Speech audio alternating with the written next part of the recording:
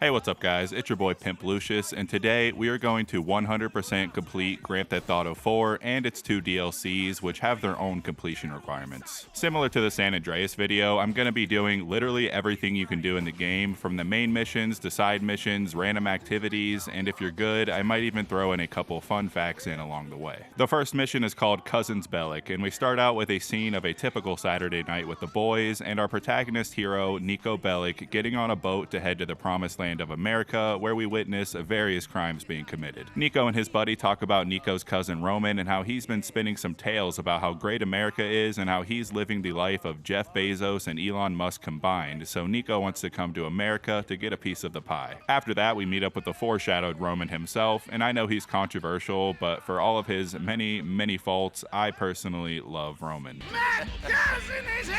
Whoa, Wake up the lonely come on, relax! Whatever, buddy. Just take over the world someplace else, Yeah, all right? buddy. You're in the Hey, goddamn come way. on. Screw you Come all! on, My man. cousin is here! Nico Bellic! He's the fucking man, bitches! He's kind of a bastard, but his heart is in the right place most of the time. Now I need to drive to Roman's place of business, and we get introduced to another controversial thing in GTA 4, the driving. I feel like this is a thing people either love or hate, but I am a special little snowflake that's somewhere in the middle of the road. It's definitely much more realistic than any other game, and more difficult in my opinion, but I kind of like it. It does take some getting used to, but the one thing I do hate is that when you use the handbrake, the camera just takes the day off and starts swinging all over the place, which is pretty annoying. And it took me a few hours before I actually checked the settings and realized you could actually turn that off. Why you would ever want that on in the first place, I do not know. And if you do prefer the handbrake camera being on, please let me know why, because I am genuinely curious as to why anyone would like that. Anyway, Nico immediately notices that this is in fact not a mansion and is a shitty New York apartment that probably costs $3,000 a month for a one-bedroom, half a bathroom, and some roaches as roommates that probably don't even pay their share of the rent. Nico wastes absolutely no time calling out Roman on his lies and wonders where the big mansion and even bigger American titties are. So, you full of crap or what? What? Where's luxury condo? Where's sports car? Where's Barbara with big titties and Stephanie who sucks like a vacuum? He also reveals a bit of his past, talking about the war that he was involved in. Before that, two things. You remember, during the war, we did some bad things, and bad things happened to us.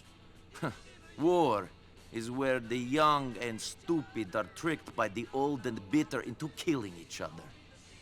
I was very young and very angry. Maybe that is no excuse. Roman?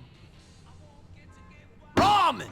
Are you sleeping, you fat fuck? Also, Nico and a lot of other characters always call Roman fat, but I'm like, he's not even that fat. He's just a little pudgy. But after that, we get introduced to our first save house where we can sleep in the bed to save the game and advance the time by 6 hours and watch some quality TV. Homo erectus. Science meets forbidden love. No video games to play like in San Andreas, but you can run into tables and mess with the physics, so that's fun. But what you can play is a fun new game called Once Human. Once Human is a free-to-play, multiplayer, open-world survival game set in a post-apocalyptic future, where you and your friends can come together to fight monsters, uncover secret plots, compete for resources, and build your own territory. You can travel to different maps, battle various monsters and enemies, and collect blueprints to craft weapons and armors to defeat the Great Ones and other bosses in the dungeon.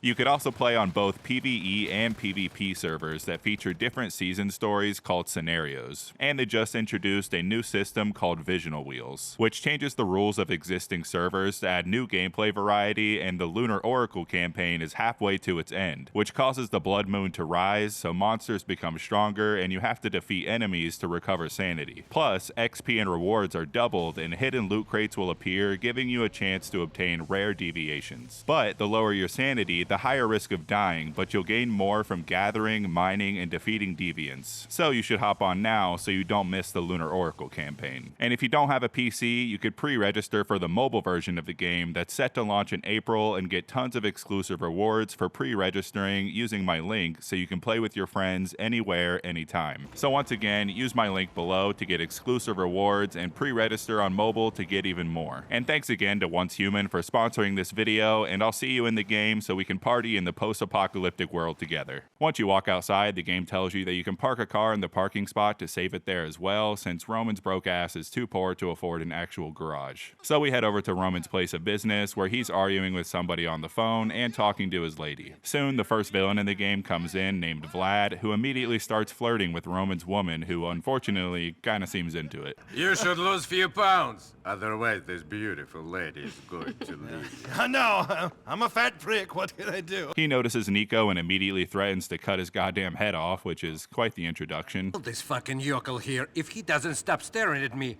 I'll have his head chopped off and put a film of it on the internet! And Roman's woman confirms that she is, in fact, into Vlad. Look, say what you like, but at least that guy knows how to speak to a lady. Can't trust these hoes. Now we have to go take Roman to do some gambling with the Armenians, and they apparently call him the janitor because he always cleans up. But he also gives us a cell phone, and then my game zooms into the headlights and just gets stuck there for a minute, but fixes itself eventually. And with the phone, you can call people, check messages, edit your ringtone, which I chose the high C's because a pirate's life for me.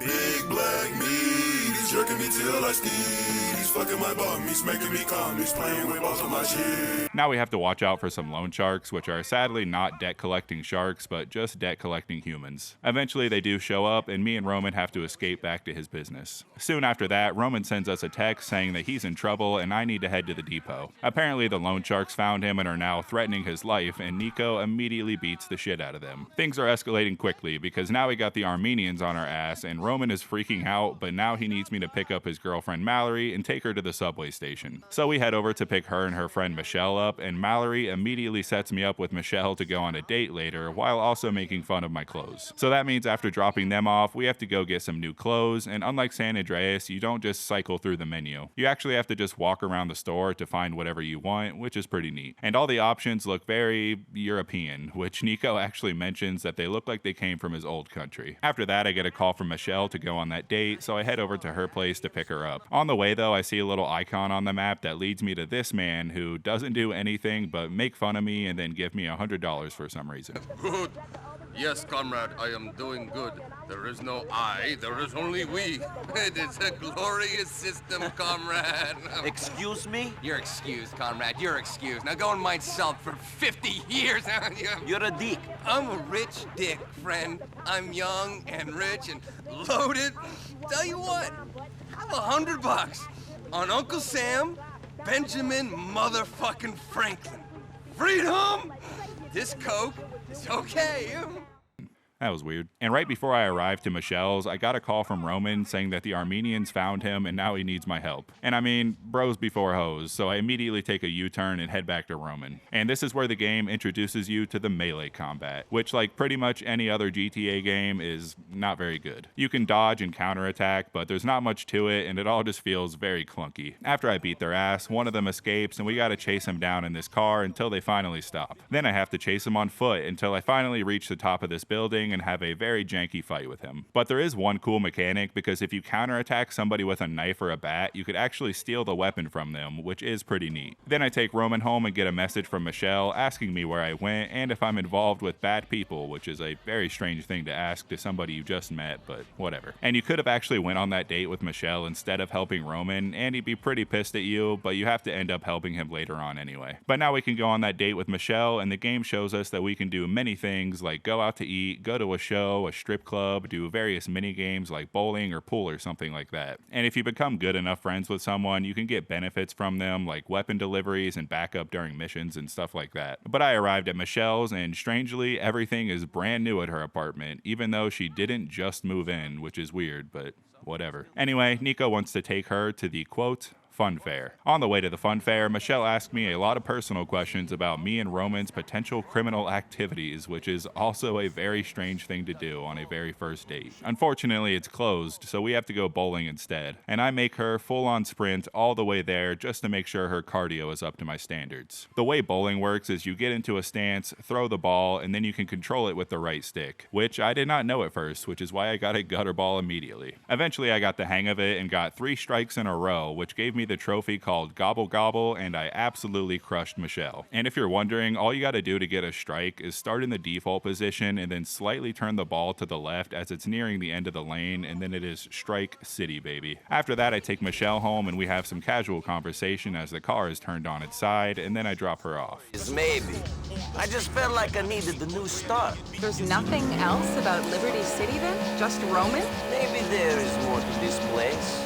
I'm not sure yet. Next, I head back to Roman's place of business, and Vlad is once again flirting with Mallory, all by themselves this time, which is very concerning. Roman eventually shows up and gets threatened by Vlad, who demands his money, and apparently Vlad was supposed to protect Roman from those Armenians, which he obviously did not do a very good job at. And since Roman is a little broke bitch, we have to do some favors for Vlad to pay off his debt. But first, Roman volunteers me to do another taxi job to pick up his friend Jermaine, who needs me to help him pick up some stolen items. And this is where the game introduces us to the wanted system, where just like any other game, you get stars, and the more stars you have, the harder it is to escape. And after we drop him off, it shows us the pay and spray where we can change the color of our car and escape the police easier. After that, I called Roman to tell him I did the deed and head back to his place to see what he wants now. But before I can make it, I get a call from Vlad, who threatens me and tells me I need to come do some work for him, and it's like right across the street from my apartment, so I do that first. He tells me some dude hasn't paid back his money, and he gives me a bat to go teach him a lesson, but Nico refuses it for some reason, which he immediately regrets when the guy basically tells me to piss off, so now I gotta go find something to break the window with. And you have to use this feature where you could actually pick up objects like bricks and stuff off the ground and be able to throw it. But I honestly can't think of a single other time in the entire game where you actually have to pick something up off the ground again. Sadly, my first attempt bounced right off because this is some of that brick-proof glass, but my second attempt goes right through and he immediately caves and says he'll pay up. This is also when I noticed that this game is very gray sometimes. And I mean, I've never been to New York, but I don't think you guys live in the Great Depression version of Halloween Town, but I wouldn't know. Anyway, I tell Vlad that the job is done, and now I go see what Roman wants. I arrive to see Roman being accused of being a homosexual, and then he asked me to reminisce about the horrors of war for some reason. Take a message? Okay, great. No, I'm not gay. Yes, I'll tell him. Car 7, head to South Slopes. Come on, where are you, Mohammed? Hello, Ramin Belik's up. Shit, fucking battery. This is chaos. Capitalism is a dirty business. Yeah? Like war? Not exactly. No, maybe not. When you going to tell me properly about what happened? I'm not going to judge you. When you got time. There, I have time. Another time. Can I help? And then he asked me to go pick up his Jamaican friend, Little Jacob. I arrived at his place, and I think that this man has smoked a little bit too much of that wacky tobacco, sticky, icky, OG perp nasty kush, because my dude can't even walk straight. He gives me a pistol and says, "Thanks, respect. These rascals that are rockers with my bridge and real bad man the other day. I want to make peace, but John know what type of shit they might pull off."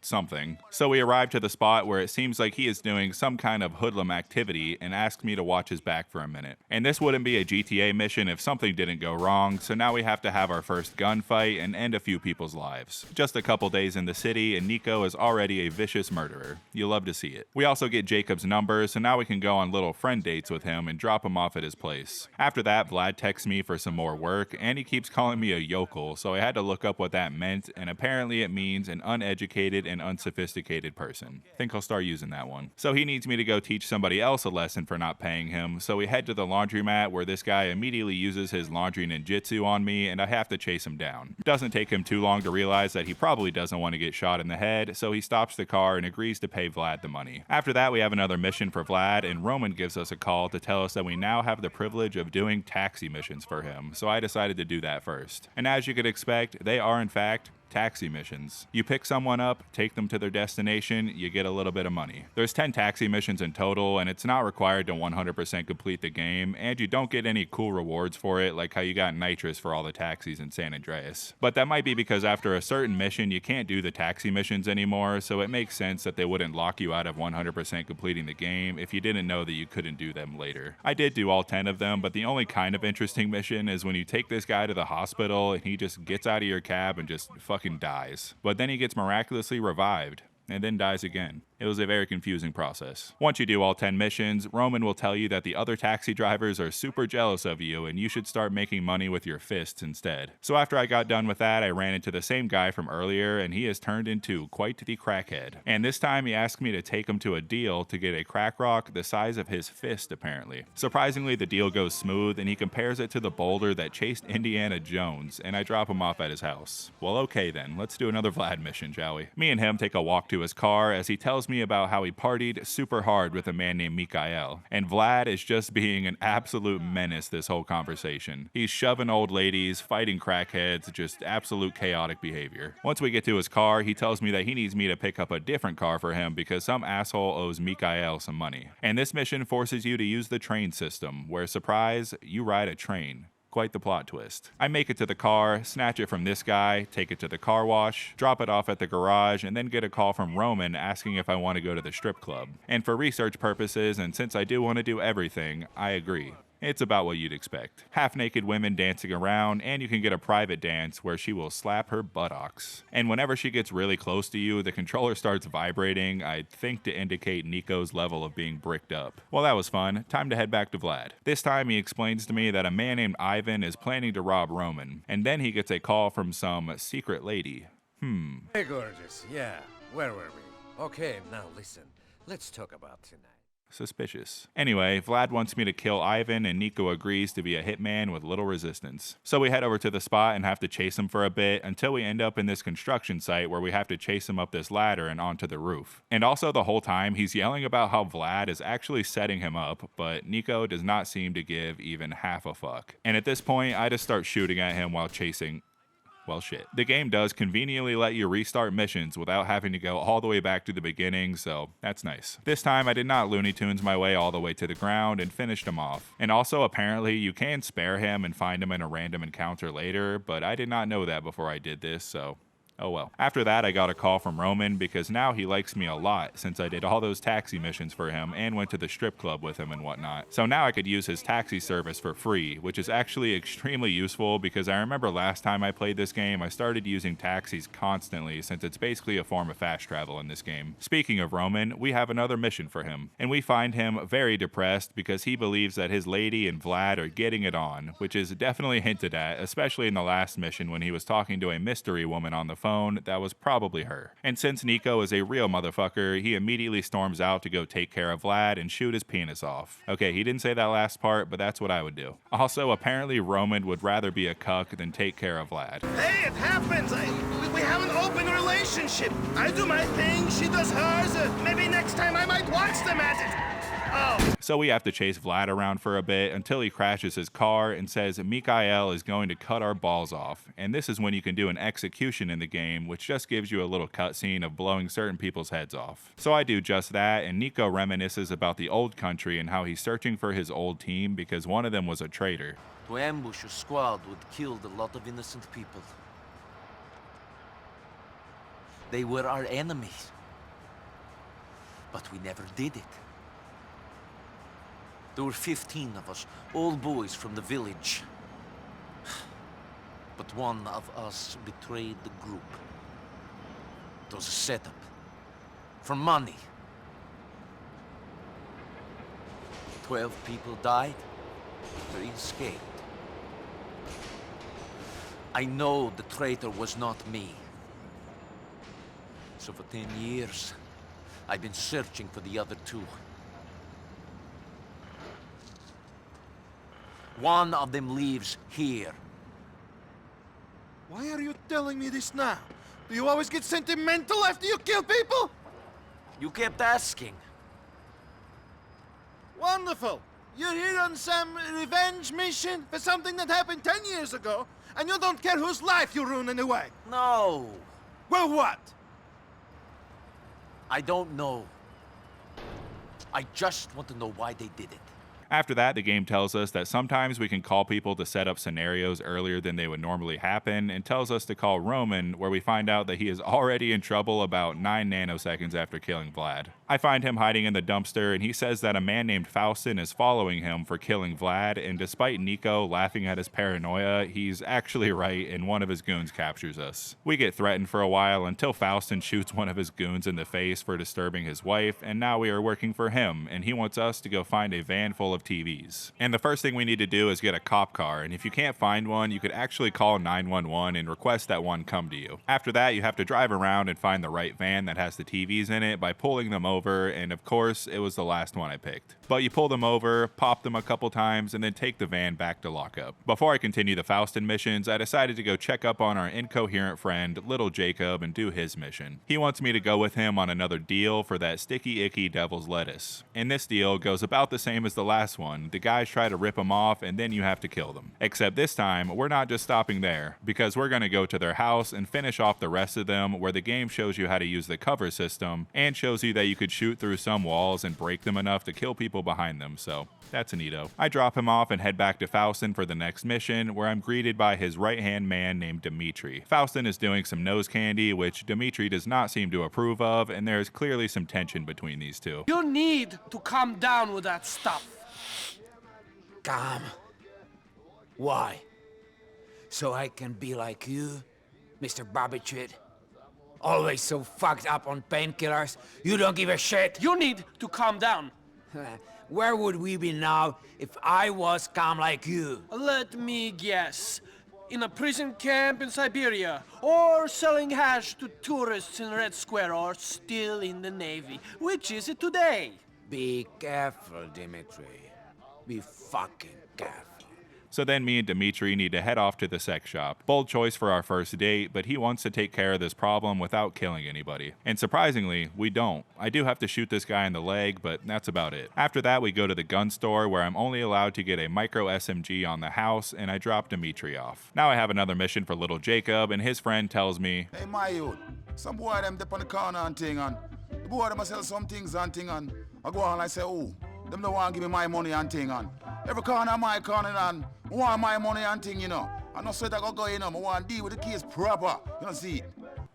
Something. Jacob tells me what to do in a slightly more understandable way, which is that basically somebody is selling that cushy ushy when they in fact should not be selling that cushy ushy, so we gotta go take their money. This one is another mission where I have to follow somebody, except it's on foot this time, and you just gotta follow him until he gets to his suppliers, and once we do that, you just kill them all. And after I so eloquently put a bullet between all their eyes for selling the peaceful drug without a permit, I wanted to see if the red tanks would explode if I shot them. Yep. After that, Jacob gives us a call to thank us, and we unlock his side mission where we can deliver some of that jazz cabbage around the city. Just like with Roman, there's 10 missions in total, but there's actually 3 variations this time. Sometimes you'll have to deliver that wacky tobacco with a time limit, sometimes you'll show up and there's going to be an ambush, and sometimes you'll show up and the police will arrive and you'll have to escape with a wanted level. So that definitely adds some variety to it, so you're not just doing the exact same thing over and over. And the one with the ambush could actually be pretty tough sometimes, because they can put you in a position where you just get surrounded with no cover and just start taking many face shots. Pause. But once you're done with all 10 missions, Jacob will tell you that the police are cracking down on drugs, so he doesn't have any more missions for you. You also get an achievement and a special version of the Huntley sports car. So that's nice. After that, I started the next Faustin mission and walk in to see a play going on for Red Dead Redemption and meet up with the man himself to discuss how the feds are on our asses. Dimitri thinks it's because of all the reckless behavior from Faustin, but Faustin thinks it's because of some guy that Dimitri knows and wants me to kill him. So I arrive to the train platform and for some reason warn the guy that I'm about to kill him, so he runs away and I chase after him and Well shit. I tried again and did not get my bones crushed by a train this time and domed him while running down the stairs. After that, Dimitri calls me and tells me that I killed the son of somebody named Kenny Petrovic, and he's probably going to be coming after me eventually. We'll cross that train track when we get there. I head to the next mission for Faustin, where I find him and his wife arguing about something, and he threatens to crucify her, which is a hard-ass threat that I will probably start using in real life. He starts bitching about Dimitri and does some drugs and starts crashing out and whatnot.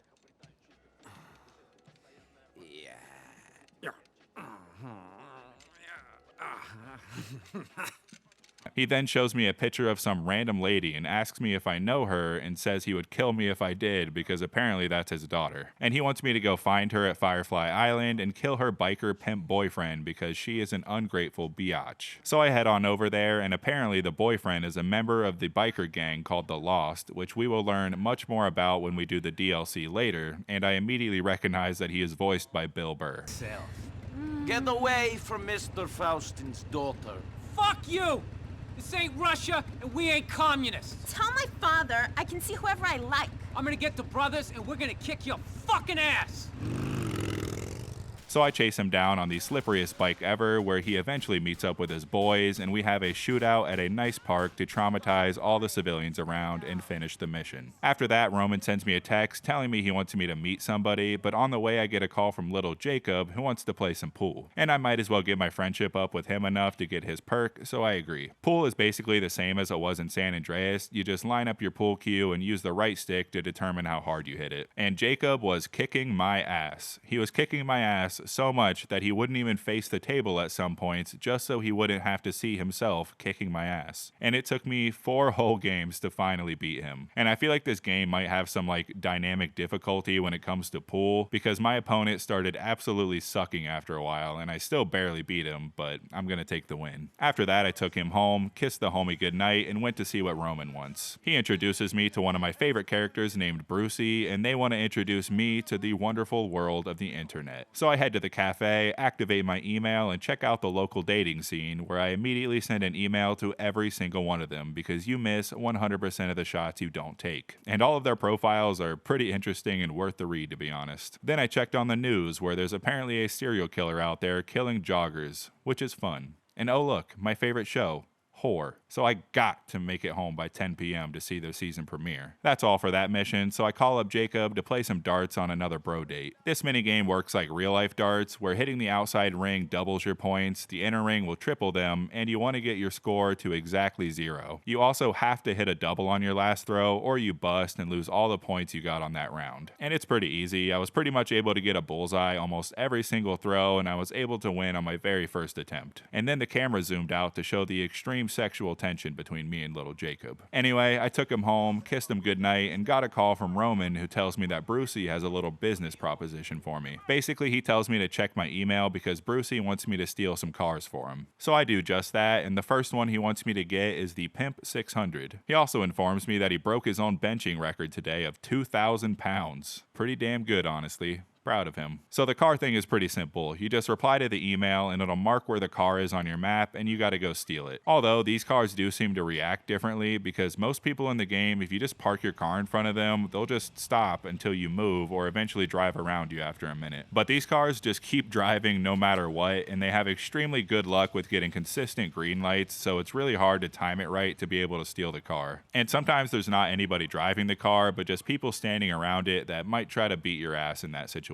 Or the vehicle is being pulled over, so you get a wanted level, which does keep you on your toes, and I like that it wasn't just a simple go here, grab the car every single time type thing. You get $1,000 for a car and $800 for a bike if you return it in perfect condition, and upon getting all 10, you get nothing. I was really surprised that you don't get a unique car like you did with the Jacob side mission, and the reward center of my brain is absolutely on suicide watch right now. While I was doing those missions, I ran into that crackhead from earlier again, and apparently he's clean now. He does look a lot better, to be honest, and he informs me that he was giving blowjobs for $10 a pop. I mean, that's a steal, and $10 is $10. He's also engaged now, and he apologizes for what he said to me earlier, and his life seems to be looking up. He wants to go pay off one of his dealers that he owes money to, to make amends as a part of his 12-step program and wants me to go with him. So I do just that, but he forgot the interest he owes and they start whooping his ass with a baseball bat and I murder them very swiftly. Surprisingly, he did not die in this mission like I kinda thought he would, and I take him home with no problem. Actually a wholesome ending for this guy that started out as a dick, turned into a crackhead, and then turned into a sober man looking for forgiveness in about a week. After that, I took Jacob on a date to the Cluckin' Bell, where disappointingly, you don't even get a cutscene of them eating or anything. You just pull up, the screen goes black, and you walk out. But now Jacob likes me enough to unlock his perk, which lets you call him to come deliver you some guns close to where you're at. And he sells all the same stuff that you can get at the gun shop, but for 30% less. Not bad. Anyway, I head out to start the next Faustin mission, but he's not home, so I have some tea with his wife where she reminisces on the good old days with him before he changed into the psycho he is now. He did not used to be like this. When we were young, at home, he was beautiful. He was happy. He made me happy. But then something changed years ago. I never quite knew what it was. So many years I wondered what it was or what was wrong with me, that I did not see it in him. Or I changed him. Then Nico brings up the bad stuff he did in the war for the 100th time. For somebody who doesn't like to talk about it, he sure does bring it up every chance he gets. Eventually, Faustin comes home and immediately freaks out about the tea for some reason. What is that? I tell you one thing and you ignore me! You stupid bitch! Nico Bellic, baby. And once again, Faustin wants me to kill somebody, and Dmitri is freaking out about Petrovic being angry with us. He instructs me to go get a truck and drive it over to this guy's garage and activate some explosives. So I do just that, activate the explosives, watch the pretty fireworks, and get called a pussy by Faustin for not liking the idea of driving around with explosives in the truck. I want to drive around while sitting on an atom bomb. I thought you were the ice-cold killer. I thought nothing scares you, man. Pussy. Hasn't anyone got any balls? After that, Roman calls me to tell me to do some work with Brucey, and then Dmitri messages me to go meet him somewhere so we can talk, and I decided to go with Dmitri first. I meet up with him, and he is clearly upset about the way Faustin has been acting, and immediately discusses the idea of possibly killing him, especially since we've killed Petrovic's son. Because Petrovic's goons said as long as I'm the one who kills Faustin, they won't come after me anymore. So I head over to Faustin's club, and he already knows what's about to happen, and for some reason Nico seems very intense about the situation all of a sudden. Because before this, he's been carrying a pretty nonchalant go-with-the-flow attitude about the whole thing until now. Dimitri are taking over now? This is not about taking over! You brought this on yourself!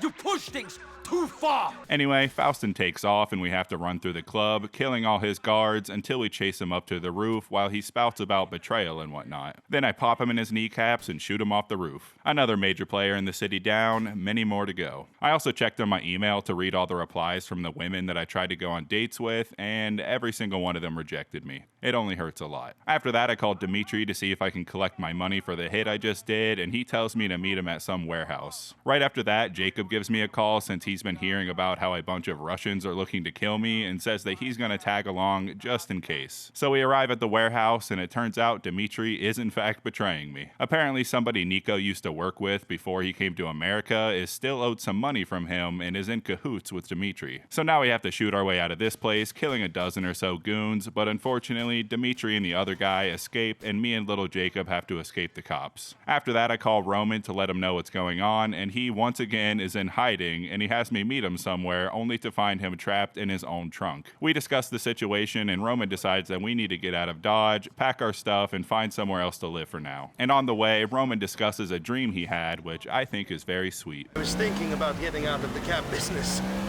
Last night I had a dream. Really? Yes. You and I had a place of our own. A place where people come to eat and relax. Classic place. None of this fast food diner bullshit. We own a real restaurant.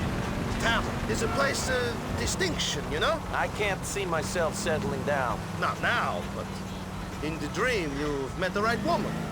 She's beautiful, pure like my Mallory.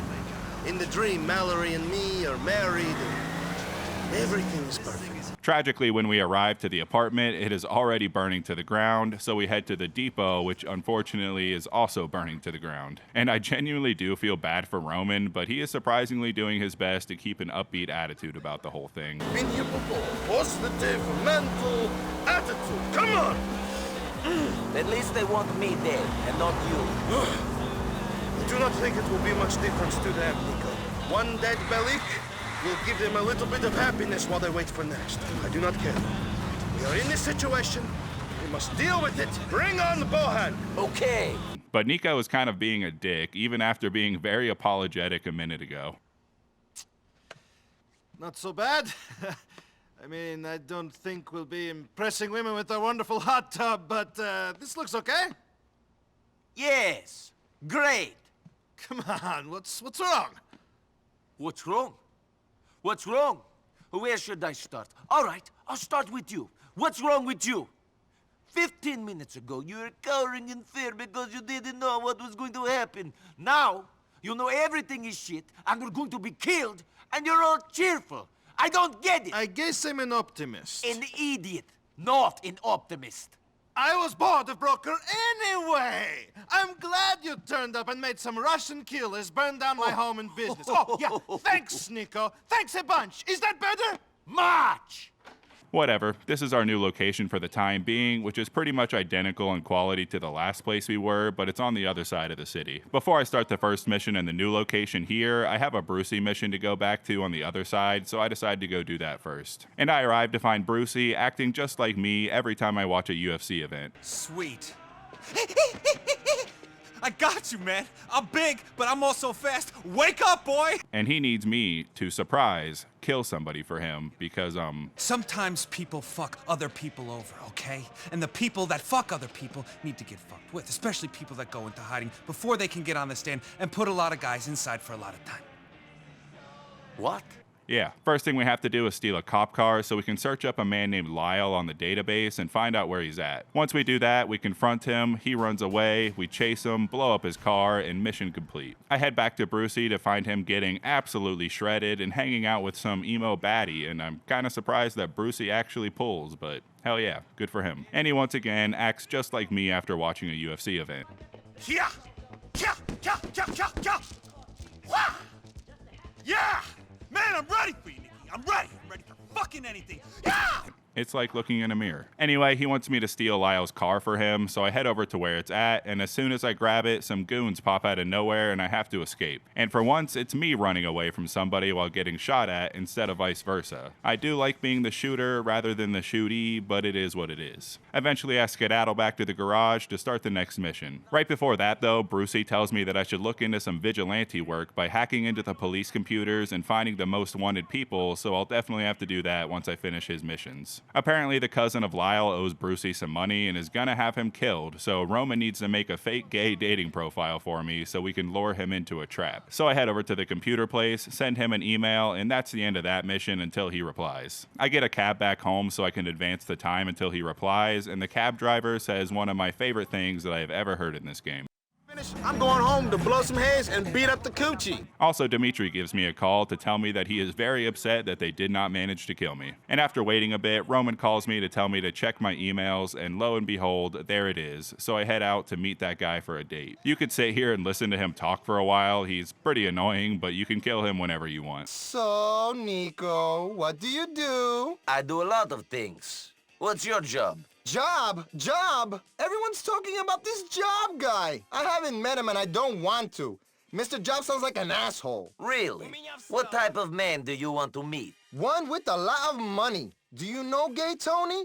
Runs Hercules and Maisonette 9? I'll tell you a secret. He pretends to have the dollars, but he is broke as hell. The loser. If there is one thing that I hate more than fat people and cripples, it is poor guys. But interestingly, he does mention Gay Tony, which is a reference to a DLC that we're gonna do later. Anyway, I shoot him in the face and start the next mission for Brucey, where he wants me to get a car from his buddy so we can do some racing. And the racing is pretty easy. Once you get out in the front, it's almost impossible for them to catch up with you because they're swerving and crashing into each other all over the place. Also, when I'm taking Brucey Brucey home, he admits that the only reason he had me kill those other people was because of roid rage.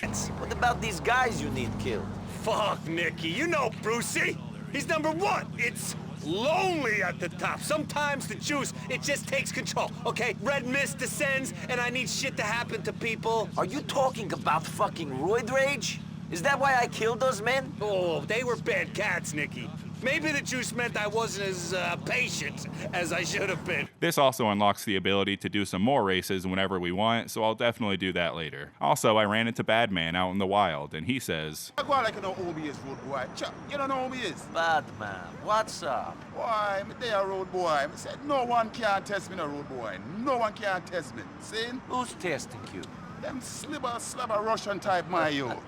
Yeah? That's everything, disrespect. Yo, road boy, let me tell you something right now. Don't come and have to drink milk, road boy. We never come and have a coat in a cow. Right, whatever you say.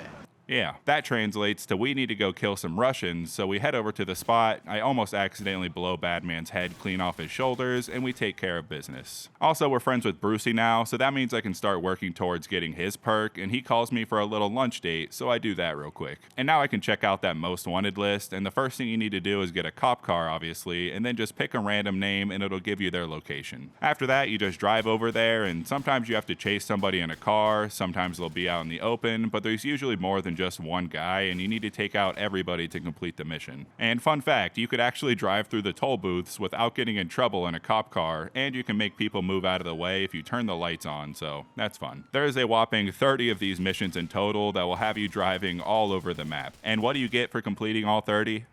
Nothing. Absolutely fucking nothing. Except an achievement, if that matters to you. The reward center of my brain is hanging from the ceiling right now. Next, I decided to do the races that Brucey was offering, and I do think these are better than the San Andreas ones, because one of my complaints is that they give you a car to use in San Andreas, but in this game, you could use whatever car you want. But it is also kind of weird when you're the only one in a sports car racing against a bunch of mom vans or something, and there is no car customization in this game, so that kind of sucks. But it's exactly what you think it is. You go to the race, you win some money, and repeat 10 times per island until you finish them all. And what's your reward for doing all 30? Say it with me now. Nothing. I love it. After that, I destroyed Brucey at some bowling and finally got his perk, which obviously has something to do with cars, right? Nope, he will pick you up in a fucking helicopter and take you wherever you need to go. Not what I expected, but still pretty cool. Alright, that's enough dicking around, so let's continue the story and do Mallory's mission, where we end up at a commercial for some gangster, I suppose. And I'm introduced to a man named Manny who wants to clean up the streets with his gangster home videos. He also wants me to help by stalking some dealers back to his little dealer hole. Sadly, at one point, he did not want to move his car at the stoplight, so I had to murder somebody in front of him to get him to finally move. But it was for the better of the streets, so it's alright. Eventually, I make it to the location, and this jackwagon takes my nice-ass car and never returns it. Then I take out all the dealers, and Manny cuts another promo, taking all the credit. I arrive to Manny's next mission, where he's filming with some cop, bragging about cleaning up the streets and whatnot, and now he wants me to take out a bunch of people because they, quote, disrespected the code of the streets. Meh. Good enough for me. So I go over there and kill them. I do have to chase one guy for a few seconds, but I kill him pretty quick, and this whole mission took like a minute and a half, honestly. Right after that, Mallory gives me a call and tells me that a woman named Elizabetta might have some work for me, so that's where I head to next. I arrived with Mallory to find Elizabetta and another guy hanging out in the living room, shooting the shit, and she immediately asks me to oversee a deal that she's worried about. And according to these people's reaction, Nico drops the funniest joke of all time. I think it'll be a bit more taxing than hanging with Manny on the streets. Not so. For one, I won't have to listen to him talk. True! So I head out with Elizabetta's friend Packy, and he tells me to go to the roof and grab a sniper rifle and cover him for the deal. So I do just that and sit on the roof waiting for things to go wrong like they always do and pick off everybody without letting Packy get killed. In the next mission for Elizabetta, she's having a little partay and they are busting it down funky style, if I do say so myself. She introduces me to a man named Johnny, who is also the protagonist of a DLC we're going to be doing later, and then she introduces me to a guy named Playboy Twitter to help Johnny sell some of this heroin. On the the way there, he tells me that Johnny is part of a biker gang called The Lost, which we heard about earlier from Faustin's daughter, and apparently they are beefing with another biker gang called Death's Angels. But that's neither here nor there right now, but it is mild setup for the Lost and Damned DLC later. We arrive to the deal, and this guy immediately starts tweaking about if we have the drugs or not, and immediately reveals himself to be part of the LAPD, and we have to take them all out. Right? Come on, let's do this quickly. But you got the heroin, correct? You're carrying it, correct? I mean, it's a simple question. What's wrong with you? You're being fucking weird.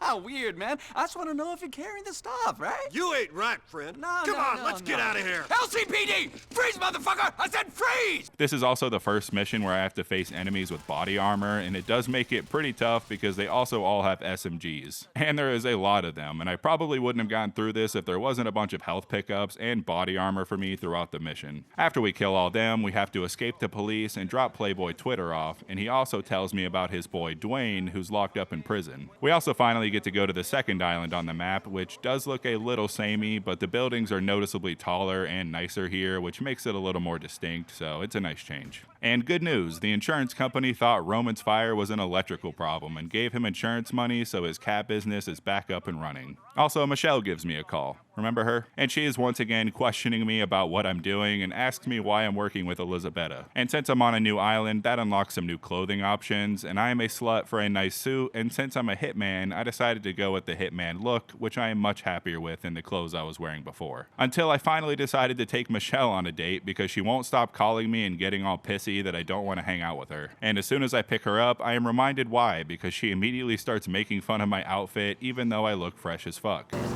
Those pants are criminal. Pardon the pun. Did you bring those shoes with you from Europe? They don't really work.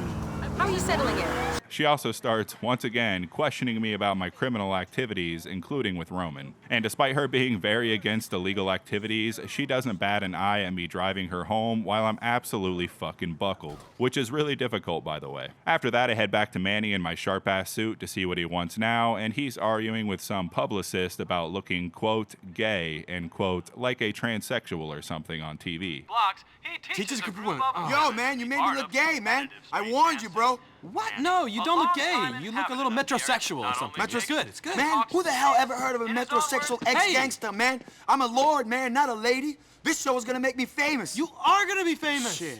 Yo, Nico, man, what am I supposed to do here, man? I got this film genius here making me look like a transsexual or something on TV. And since people are making fun of him, he wants me to kill them now. This man is the worst thing to happen to the streets since crack. Anyway, for this one, instead of following a person or somebody's car, you're following a train throughout the city, which is kind of cool. You gotta find the right path to keep up with it, but after you make it to the next destination, you get out and pop those fools for daring put dirt on the name of Manny Street Jesus. And after that, I got a text from a mysterious stranger who wants me to meet up with him somewhere and hopefully not touch my butt inappropriately. So I hop on over to the location, butt clenched, and it turns out to be a man named Officer McCreary. He lists off all my crimes and tells me that he has a job for me, which is finding a guy that's blackmailing him and, surprise, murdering him. Sadly, he doesn't tell me what he did, but I do accept the job anyway. Once we get to the park, we have to find the man by calling his phone and see who answers. So I walk around, find the man on his phone, pop his brains out through his head, and get the picture and bring it back to Francis. Elizabetta also called me a few minutes ago and tells me that she's having trouble understanding our Jamaican friends, so I need to go interpret for her. I arrive to them all looking like they're about to kill each other, and he says that she has a fat pussy hole, which I've always sensed about her. Stop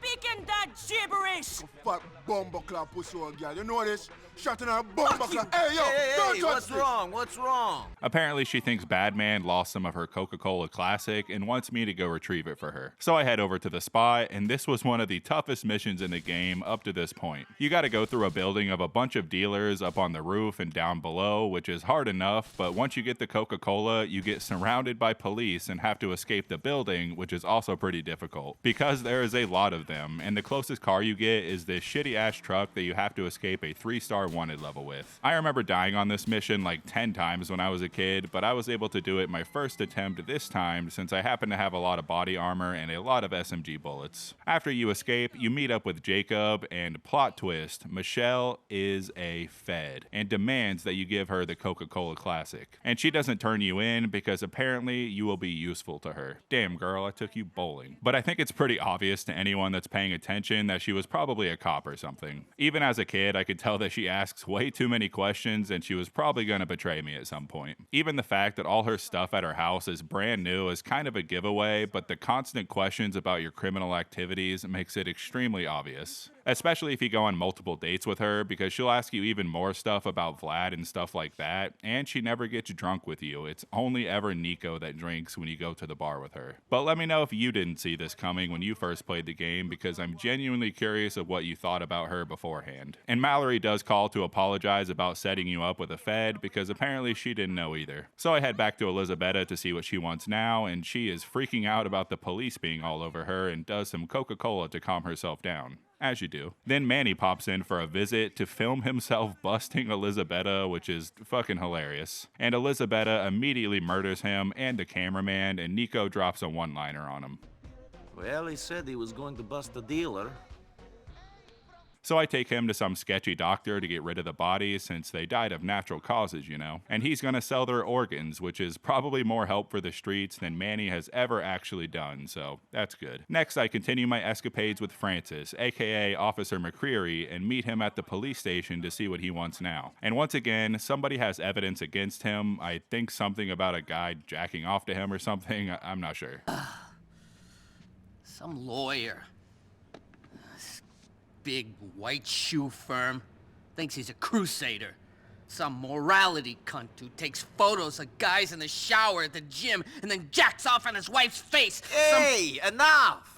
Anyway, if you can somehow believe it, he wants me to murder him and steal some files. He tells me to get a suit, which I'm already wearing, but okay. Then you have to go to the internet cafe to submit an application, and while I was there, I checked on my email since there's apparently a money-making opportunity in here. And step 10 is to kill off your fat wife, so that's fun. Also a website called Point Click Ship a Bitch, where you can buy yourself a wife. And on lighter-hearted news, I got an email from my mother from back home, which is very sweet. I also got a call from Packy, the guy who I covered with the sniper rifle a while back ago, and he says he has a job for me. But I put a pin in that for now so I can wait until the next day and get a call from the lawyers and finish that job for Francis. So I head over to the interview, talk to this guy, shoot him in the head, take the files, and then you have to escape another 3-star wanted level. All in a day's work of Nikolai Bellic. And since the next Francis mission is at the police station that I'm already at, I might as well see who he wants me to kill now. I arrive to him talking to his mother on the phone, he does a little twirl for me, and he asks me to go kill some drug dealer for him. I imagine that there's more to it and this dealer probably has some dirt on him, but whatever. So I head over to the place, almost die immediately, very carefully make my way through the building, taking everybody out, and then escape with a 2-star wanted level.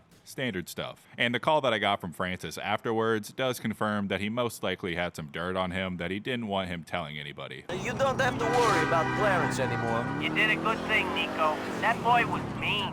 He had a tongue on him, too. Always talking his way out of court, willing to compromise anyone to get out of trouble. Thank God for real justice.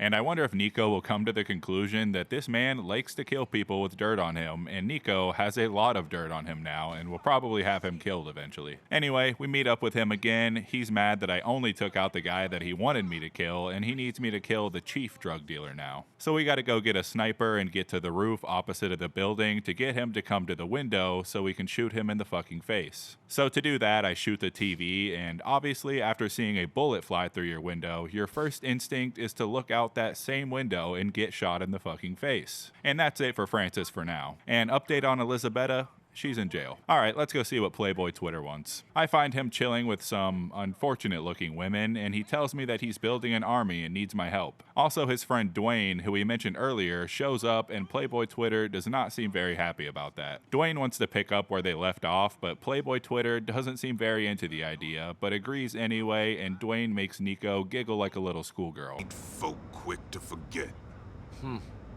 Some folk. Yeah, that's the truth. Where did you get out from?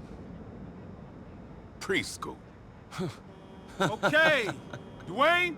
So me and Playboy Twitter head off to do the job, which is that Playboy wants to get in with some real estate developer by killing their Italian mafia rivals for him. And we do that by arriving at this construction site and taking out all their leaders in a pretty big battle that would have been much easier if I had body armor. But you do finally get an AK in this mission, which makes it a lot easier because it is my first automatic rifle in this game. Once you take out all 3 of them, the mission is complete, and Playboy Twitter tells you to do a favor for Dwayne to help him get back on his feet. So I arrive at Dwayne's place, and he is strapped up at the door, and he's pretty upset that all of his old gang members, including Playboy Twitter, don't want to play with him anymore. He also tells me that his girlfriend that he's been supporting from prison doesn't want to play with him either, and she's seeing some guy that helped Dwayne get locked up. So Dwayne is feeling a little... Sometimes I just want to end this shit. Just bam. But I ain't there yet. Yeah. So Nico volunteers to go talk to the ex-girlfriend and her new man to see if he can straighten things out. So I arrive at the place and things do not get straightened out. The new boyfriend runs away and leaves his girl behind, and you have the choice to kill her or not. And I decided to let her live because I am a gentleman, and she had some nice words about Dwayne as I was heading out. Don't kill me. I know I fucked Dwayne over real bad, but he wouldn't want me dead. He's too much of a gentleman for that. He ain't like that Playboy ex-punk. He's only chasing paper. You do right by Dwayne, he's gonna stick to you for life. Sadly, her boyfriend didn't get the same treatment, and I murdered the life out of him. I did kind of have to run him over a handful of times to finally get him to spit out the money and then go drop it off to Dwayne at the Cluck and Bell. After that, I visit Dwayne again to see if he's feeling a little less... Fuck it, man. Fuck it all. I mean, I used to have everything. I used to run uptown, Bohan, all that shit. Now I ain't shit. Hey, let's get it back. No. I can't, man. I ain't got the energy no more.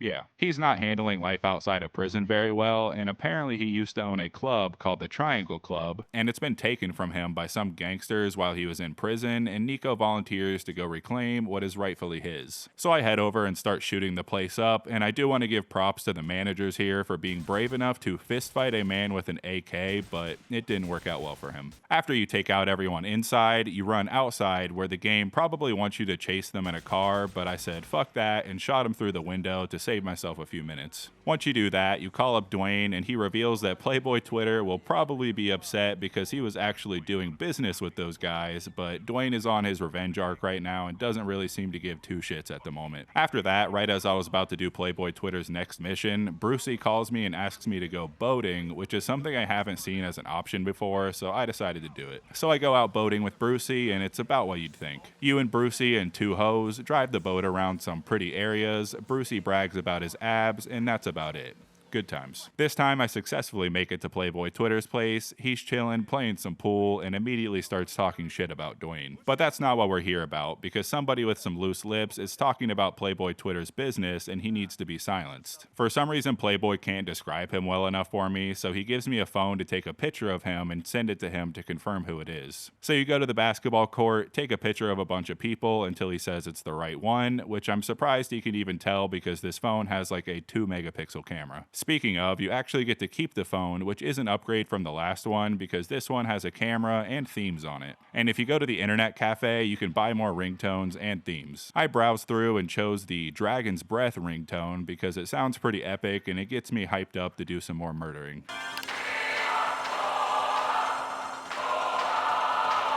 I also found Brucey's workout routine, so you're about to see Nico get absolutely shredded. And something I never really noticed, that is if you check the news, you can see your recent crimes that you've committed and read about them in today's paper. Playboy Twitter also calls to complain about the whole club thing, which obviously he didn't appreciate very much. Playboy then calls me to tell me that the real estate business that he was trying to get set up earlier didn't work out too well and he needs my help again. Michelle also gives me a call and says I need to meet her somewhere for mysterious reasons, but I'm gonna put a pin in that because she's a Fed and I don't fuck with Feds. I arrived at his place and he spins me a tale about how he started in the dope game and how when he gets enough money, he's gonna build some parks, sponsor kids, and save lives. And he is starting to sound very Manny-like.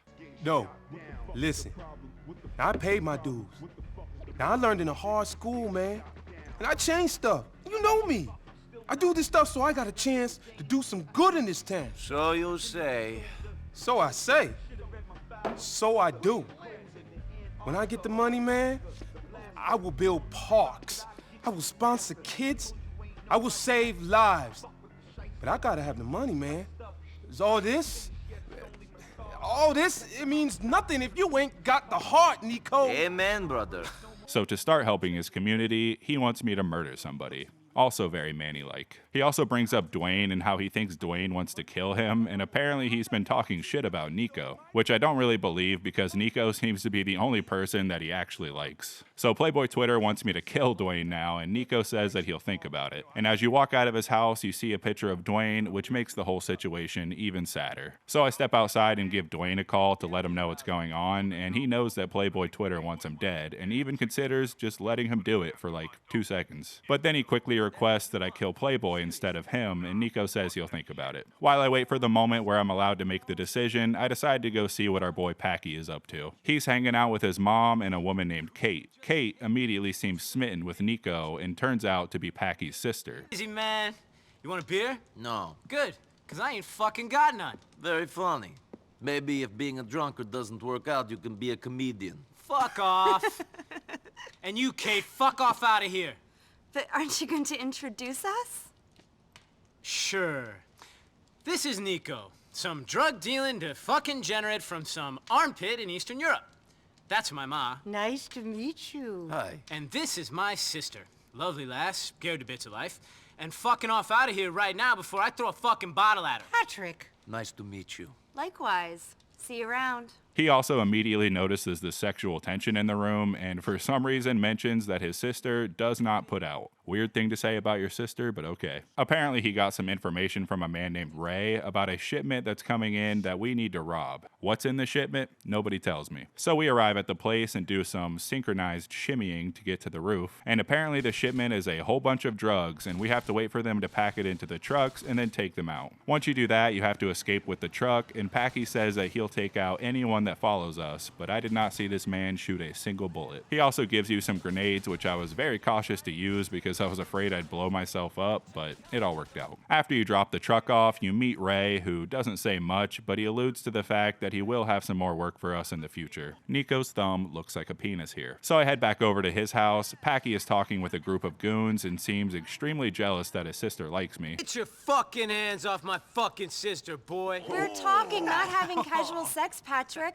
I pray after the amount of practice you've had, you'd know the difference. Anyways, Packy tells me that they're going to rob the mafia, which this group does not seem well equipped to do, but I'm always up for a challenge that will probably lead to my death. And apparently we're robbing a mafia waste management cover business, which I'm pretty sure is a reference to Sopranos. Unless that is just a common mafia thing or something, I don't know. What do I look like, a wise guy to you? I also somehow just now realized that Francis is Packy's brother. Somehow them sharing the same last name didn't clue me in enough. Anyway, we storm the castle, shooting all kinds of people until we make our way inside and shoot all kinds of more people. Eventually I get to the loot, and after that you gotta swim out to the boat, pick Packy up and get him to safety, while once again he seems jealous that his sister likes Nico and not him. Shut up and think about the money.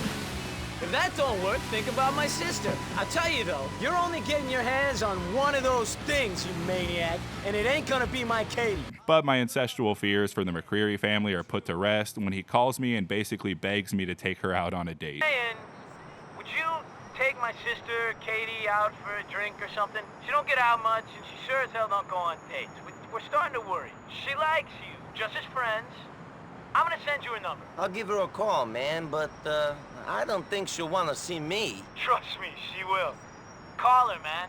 So it's all good. So I head back over to his house to see him railing some lines of Coca-Cola and looking sharp as ever after all that money we just earned. And I think this guy looks just like Michael Bisping, but maybe that's just me. And if you guys don't watch UFC, this guy lost his freaking eye getting absolutely blasted in the face by Anderson Silva's knee, won that fight, and then lied about losing sight in one eye just so he can keep fighting in the UFC. What a champ. Anyway, this is the bank heist mission that seems to be in every single GTA game, and just like every other time, it's pretty fun, and probably one of the best missions in the game. Except unlike San Andreas or GTA 5, there is little to no setup to this one, and actually just seems very spontaneous. Like one moment these boys are railing some lines, and then the next moment they're just like, hey, let's rob a fucking bank. I love it. Anyway, we arrive to the bank, and there's a familiar face that we will get to know much later in the Ballad of Tony DLC. And unfortunately, the boys can't stop arguing long enough for shit to not go wrong, so shit goes wrong. Now we have to do an epic escape where we start shooting our way out of the bank and onto the streets, where we have to run a few blocks fighting dozens on dozens of cops. Eventually a helicopter surrounds us and we gotta make our way into the subway station, where we are greeted by dozens and dozens of more cops. If you couldn't tell, this is a great mission to buy some body armor because it's pretty damn difficult. After running through the subway station for a while, trying not to get hit by a train like I almost did, make your way to the top, find a car, escape a 3-star wanted level, and drop the boys off at home and get your $250,000.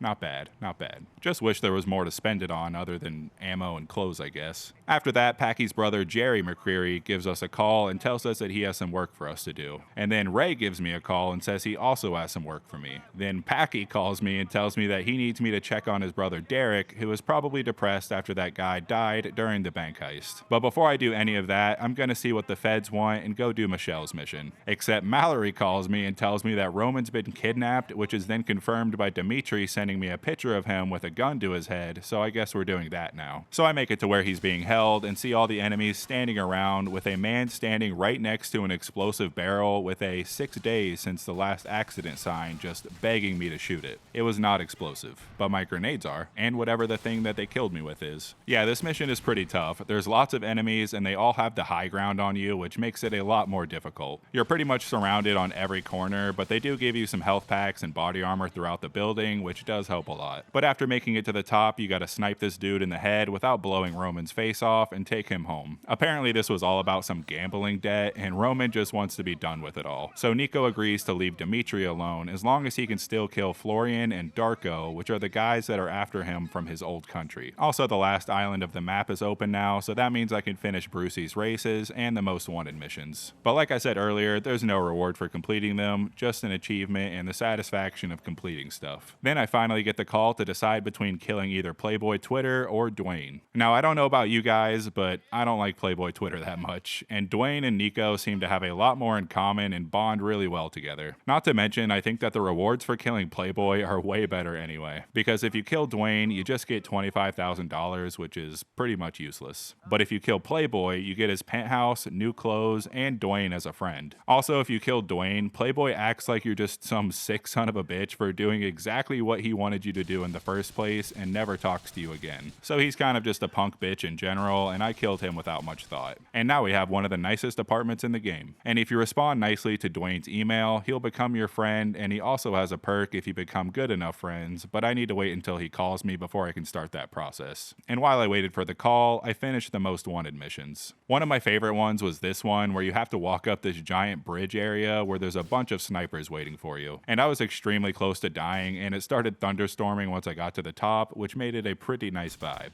The last one is in this car garage where you slowly make your way to the top until you kill everybody and get your achievement. Now I can finally do Michelle's mission, since she called me like 5 missions ago. So I go meet up with her, she apologizes for lying to me and admits that her real name is Karen. Not surprising. She introduces me to a man named Bernard at a place called UL Paper and wants me to go find a man named Oleg. He doesn't tell me exactly what to do when I find him, but I show up to his house and break in anyway. Once I'm there, the place is empty except for a computer, and he tells me to check the emails to find out where he is. And it turns out that he's about to meet somebody at some jewelry store. I let him know where he is, and he tells me to go find him and kill him, which seems very hypocritical since Michelle was just scolding me for doing the exact same thing, but whatever. Once I arrive to the spot, I gotta chase him down and run over many civilians on the way, but hey, it's for the government, so who cares? Eventually, I blow up his car and finish the mission. Before the next UL Paper mission, I decided to take Packy out for some darts and a drink, which was a huge mistake, because it was like 10 times harder to drive drunk this time for some reason, and I accidentally drove past the police station, which will automatically get the cops on you, since, you know, I'm booze cruising right now. And it was such a hassle to drop him off in this state, especially while I was getting rammed by cops like every 5 seconds. Packy's house was literally like a block away from the bar, but it might as well have been in another state because it took me like 5 minutes to make it there when it should have taken like 5 seconds. Anyway, I head back to UL Paper to see what they're gonna blackmail me into doing now. He tells me that Karen is basically in the same situation I am and that he'll help me find the man from my country that I'm looking for if I do some more jobs for him. And he once again wants me to find and kill somebody. And this is basically like one of the most wanted missions because you gotta find a police car and use the computer to find the right person. Once you arrive, just take him and all the guards out, and that's it for the mission, and I head back for the next one. He tells me that he gave Karen some money and her life back for bringing me to them, and now he wants me to find another person to kill them, or as he puts it, neutralize them. So you head over to the spot, and then you have to follow a helicopter across the city, similar to when we followed the train, and once it lands, you kill all the guys, and you finally get to fly a helicopter for the first time in the game. And this guy grabs onto me and just kind of dangles there for a while until he falls to his death. And then Roman messages me to send me an ass picture of some girl he's fucking, so screw Mallory, I guess. After we land the helicopter, the UL Paper guy says that he'll call me when the chopper is ready for me to take out my next target. And now I finally decide to go pay Derek a visit before his depression gets the best of him. And I find him drunk as hell on a park bench. Typical Monday afternoon. Apparently somebody from his past is threatening to kill him and his family, and he just starts shouting at me for some reason.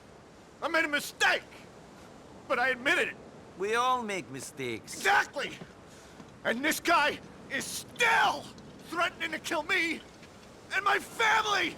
I once again need to get a police computer to track the guy down, and once you do, you gotta follow him back to his boys because Derek wants them all dead too. Once you do that, just go through the house, take everybody out, escape the police, and that's it for that mission. After that, the UL Paper guy gives me a call and tells me that we're ready to kill that dude from earlier. So he sets me up with Jacob, and me and him set off on a helicopter. And for this, you just gotta chase the dude down until he's not over any buildings or civilians or anything, which just means you gotta wait until he's over the water. After that, just line up the helicopter, Jacob will miss twice, and then nail him the third time. Bernard gives you a call to tell you that he'll look for Darko and call you back when he finds something. And now we get to do some work for Packy's friend Gary, and he introduces himself by immediately dropping the N-bomb.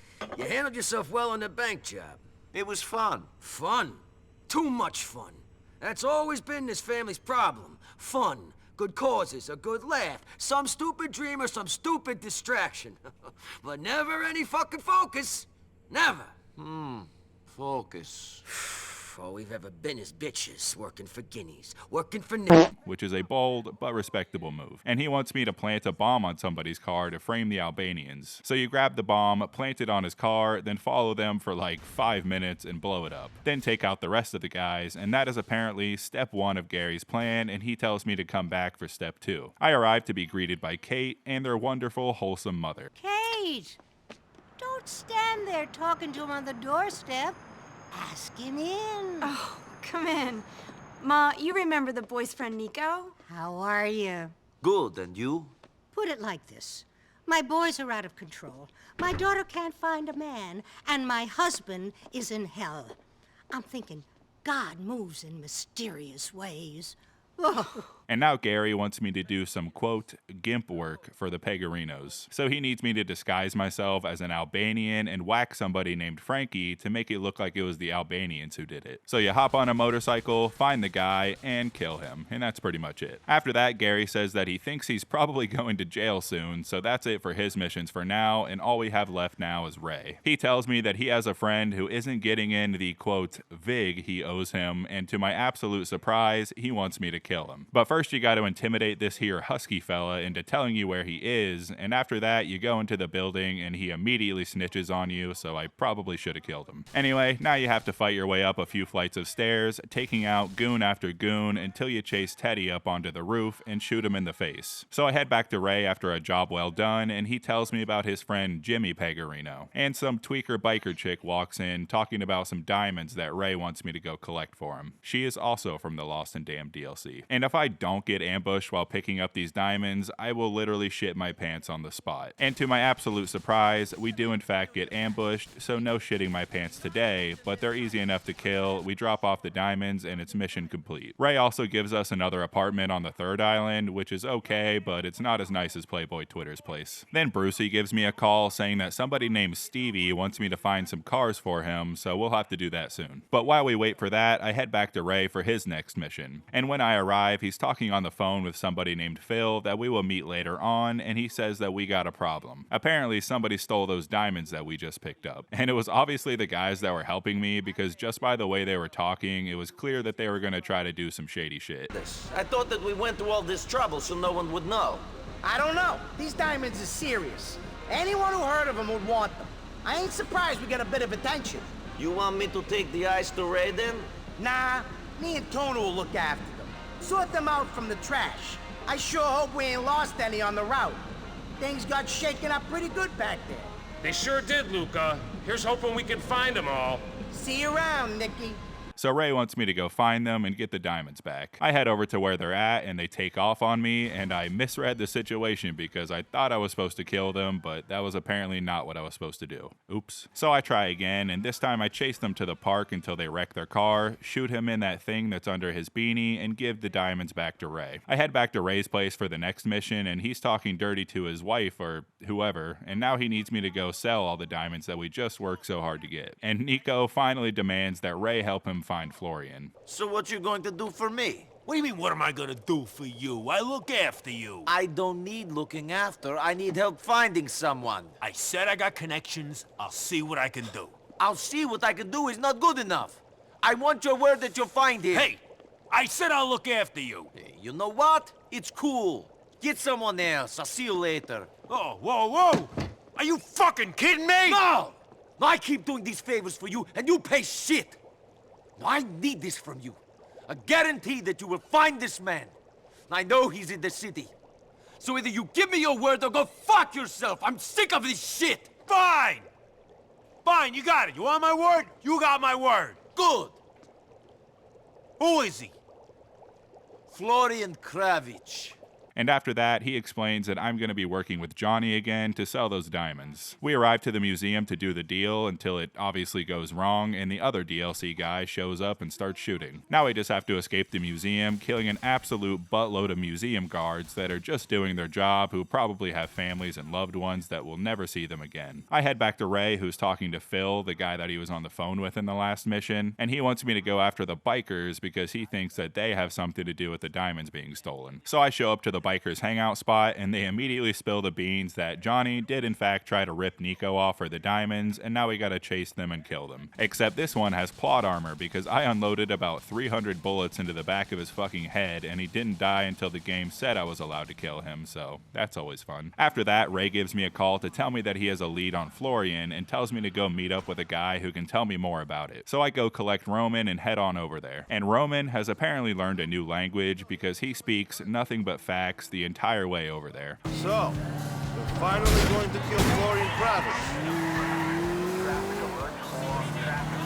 You know, if this fucks up, the bad shit's coming down on my head. What do you mean? I mean, you fuck up and I take this shit. You kill the wrong guy, and his friends will fuck with me. To get to you. I didn't have those scars until you arrived. Now I am practically chopping board to have so many cuts on me. You are a rich chopping board.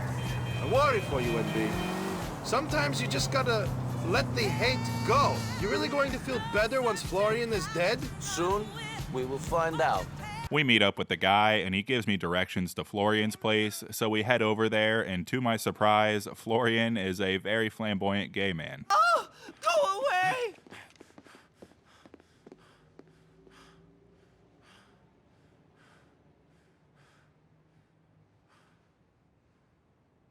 Florian. Yesitotti. Nico? What the hell are you doing here? What happened to you? Oh, I started working out. You know, toned up the, Florian?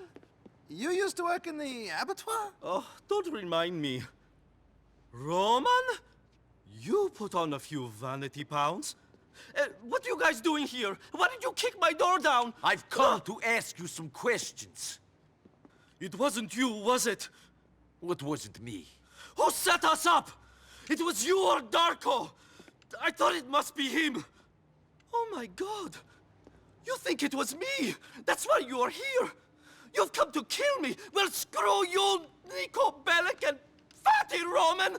Florian says that it was not him that betrayed the group, and he assumed that it was either Nico or Darko that set them up, and Nico seems to believe it. So now our mission is to find Darko. Also, after I went home, Florian, who is now Bernie, has a mission for me, but I'm gonna finish the Ray missions before I start that. When I arrive, Ray is screaming at some man named Isaac on the phone, and he throws his phone at some poor bartender who slides away. Now Ray wants me to kill Isaac because he's threatening to kill Ray for getting his diamonds stolen. So we head over to the hotel, shoot a bunch of people, shoot a bunch of more people, and then shoot the main people. Once we escape the cops, we give Ray a call, and that's it for his missions for now until Phil sends me a text to come over to meet up with him. But before I did that, I decided to do some more side stuff real quick, starting with Stevie's car missions that we got from Brucey a while ago. He'll send you a text with a picture of the car that he wants, and you have to determine where the location of the car is based off the picture, which is actually pretty cool because you have to know the map very well to know where the cars are. Or you have to know how to use Google, either way. So you find the car, it'll tell you that it's one of Stevie's cars, and then you have to take it to his garage. And annoyingly, you have to wait 6 hours before you get the next text message, which means you have to find a bed after each car you get, which adds a lot of time. Also, Mallory gives me a call to tell me that Roman proposed, and he told her the truth about what happened to Vlad. And the truth is that Roman killed Vlad because he found out about those two getting it on, and he just couldn't handle it. Yeah, that's what happened. Also, on my car stealing journey, Dwayne calls me and asks me if I called him because he thought that he heard his phone ring while he was in the shower, which makes me very sad because I just think he wants a friend. Hey, man, did you just call me? No, man. Must have been someone else. Yeah, must have been. I was in the shower and I heard the phone ringing, so I thought you might have called or something. My bad. Later. Anyway, this fucking sucks. There's 30 cars in total, and it probably took me around 4 hours to do them all. You get money for each car you deliver depending on how good the condition is, and if you return them all in perfect condition, you get about $400,000 in total. But there's no extra reward for getting them all except for an achievement. Now I can finally go see what Phil wants, which feels like it's been forever for me, but probably only a couple minutes for you. I show up with Ray, and then they start talking in Italian, so I can't understand what they're saying. Hey, you mean Harry the guy with the hat? No, the guy with the, the bada beep bada boop. Yeah, the guy with the and the. Yeah, that guy. He tells me that the triads have a bunch of heroin that they need to get rid of, and he wants me to steal it from them. So you head over to the spot, and there's a metric fuck ton of dudes that you have to kill, but it does put you behind the wall for cover, so that's nice of them. After you kill them all, you gotta hop onto the back of this truck, and you actually have to climb to the front and not fall off by rolling from side to side and hanging on whenever he takes a turn. When you make it to the front, you shoot the guy in the head, drop the stuff off, and then Phil tells you that there's another guy who wants you to do some work for him. And to start this, you have to go to a payphone, which is actually the assassination side missions. Also, Jimmy has a job for us, but we'll put a pin in that for now so I can do the assassination missions real quick. So you go to the payphone, and some anonymous guy will tell you about somebody that needs to be killed, and you kill them. He also leaves you some body armor and weapons at the beginning of each job, which is nice, and the first one is at the police station. So you head over to the location, kill the target, get paid, and do the next one. There's 10 of them in total, and that's pretty much how all of them go. It's kind of like the most wanted list, except you actually get paid for these. And side note, fire hurts. Also, I love Nico's cryptic ways of saying that he killed or failed to kill somebody in various different ways. I baked the bread for you, my friend. The turkey flew the nest before we could have a Thanksgiving dinner, brother. I hate to disappoint. Also, I love how vague the guy is when he gives you contracts, because he's just like, yeah, the target's downtown, go kill him. Like, okay, fucker, where downtown? The target is in Alderney City. You're being relied on to eliminate it. Once you complete them all, you get an achievement and nothing else. Now let's go see what old Jimmy Pecorino wants. I've been working my way up through the mafia ladder for a while now, and I think that this man is the big boss. Maybe, possibly. I don't know. It's hard to keep track at this point. Anyways, he wants to get in with the Pavano family, so he wants me to protect him and his boys while they try to strike a deal with them. And on the way, Jimmy mentioned that those diamonds actually belong to Gay Tony. Oh, fuck up. Ray didn't go through the correct channels. Guy who owned the diamonds, Gay Tony, is in with the Enchiladas. A lot of people said those diamonds were theirs. Tell me about it.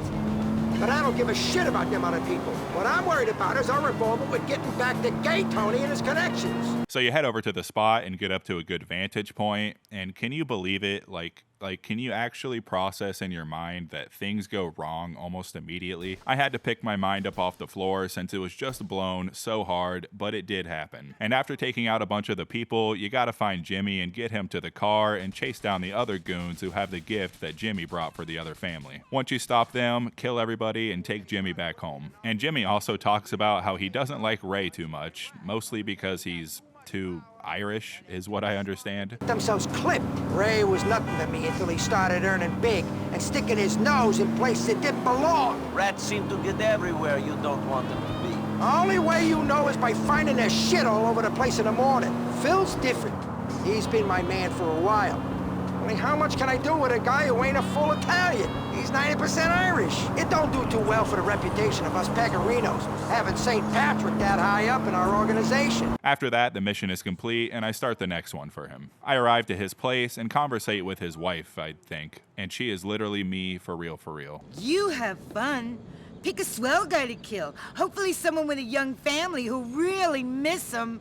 And obviously Jimmy wants to get back at the Pavanos, so he wants me to follow some of the guys to a meeting and then kill them all. So I arrive to the car, and they know that I'm working for the Pegorinos almost immediately. So I have to chase them down, and we just caused all sorts of chaos on the way to the meeting. And once you get to the meeting, you wipe them all out, lose your wanted level, and that's the end of the mission, so now we have to do another one for Phil. Once we get there, he immediately starts talking shit about Ray until his buddy said that we need to head down to the docks for an emergency, so we head on over. So you're a friend of Ray's?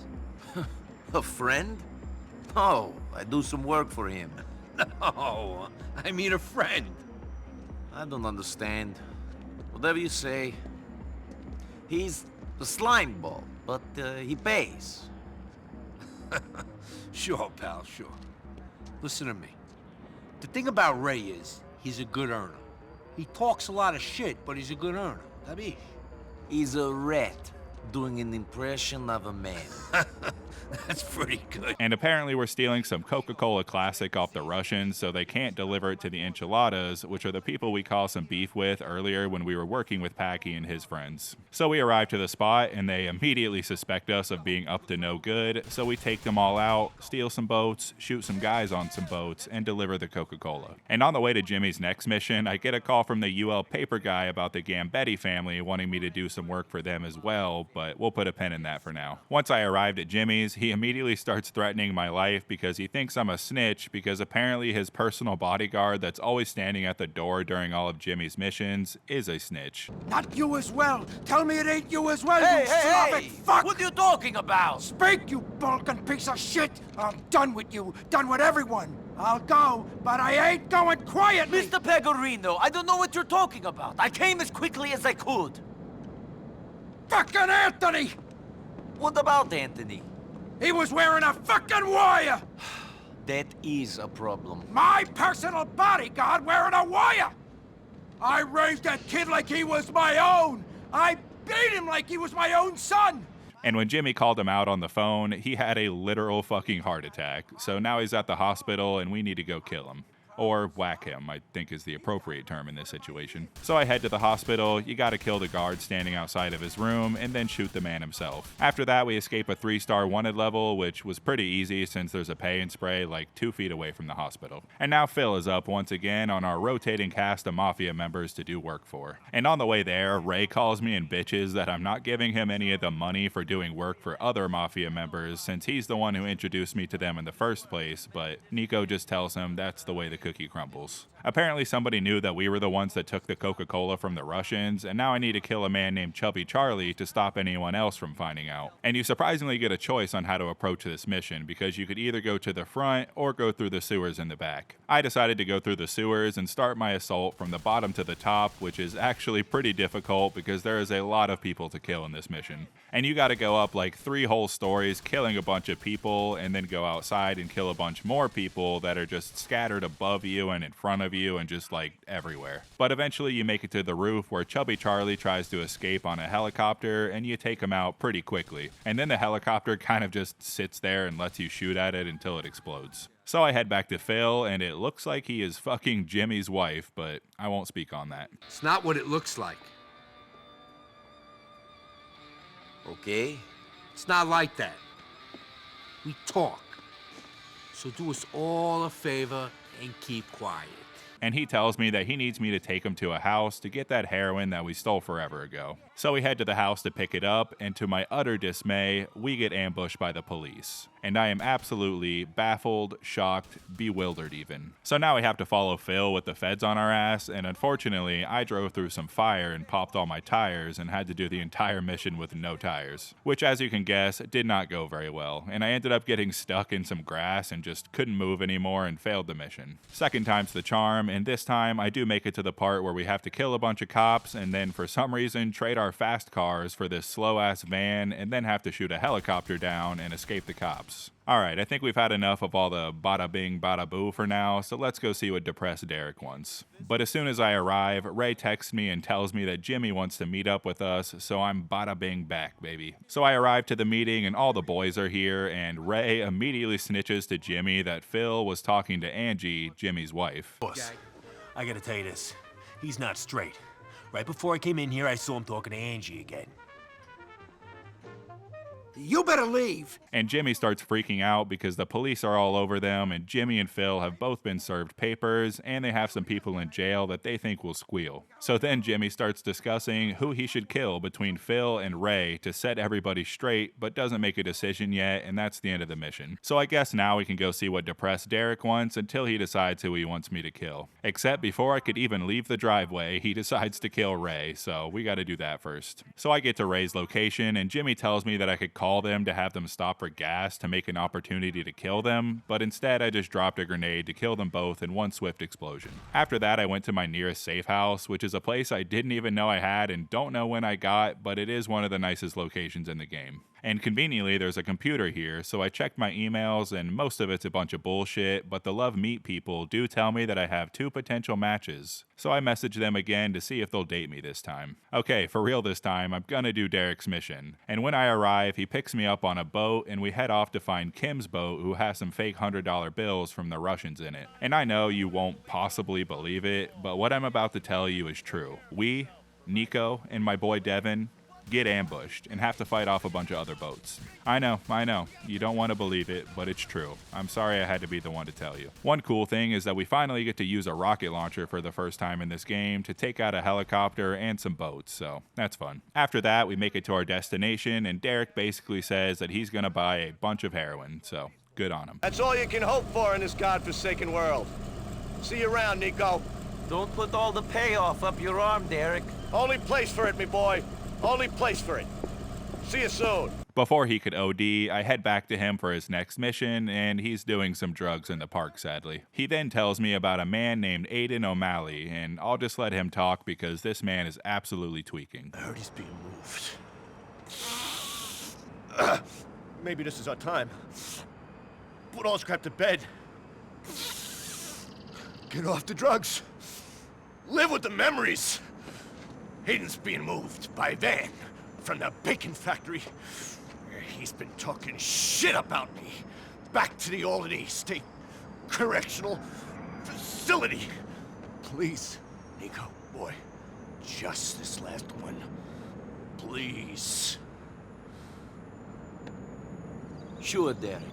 First, I have to go pick up a truck and then call Packy to help me block in this prison bus that's carrying Aiden. After that, you got to escape a 3-star wanted level, which literally took me like 10 minutes because this car is slow as fuck. But after that, you drop it off and get in another car, and Aiden is very grateful for being busted out of prison, and I actually felt bad that we had to kill him because of how happy he was. The cliffs of Leftwood, then.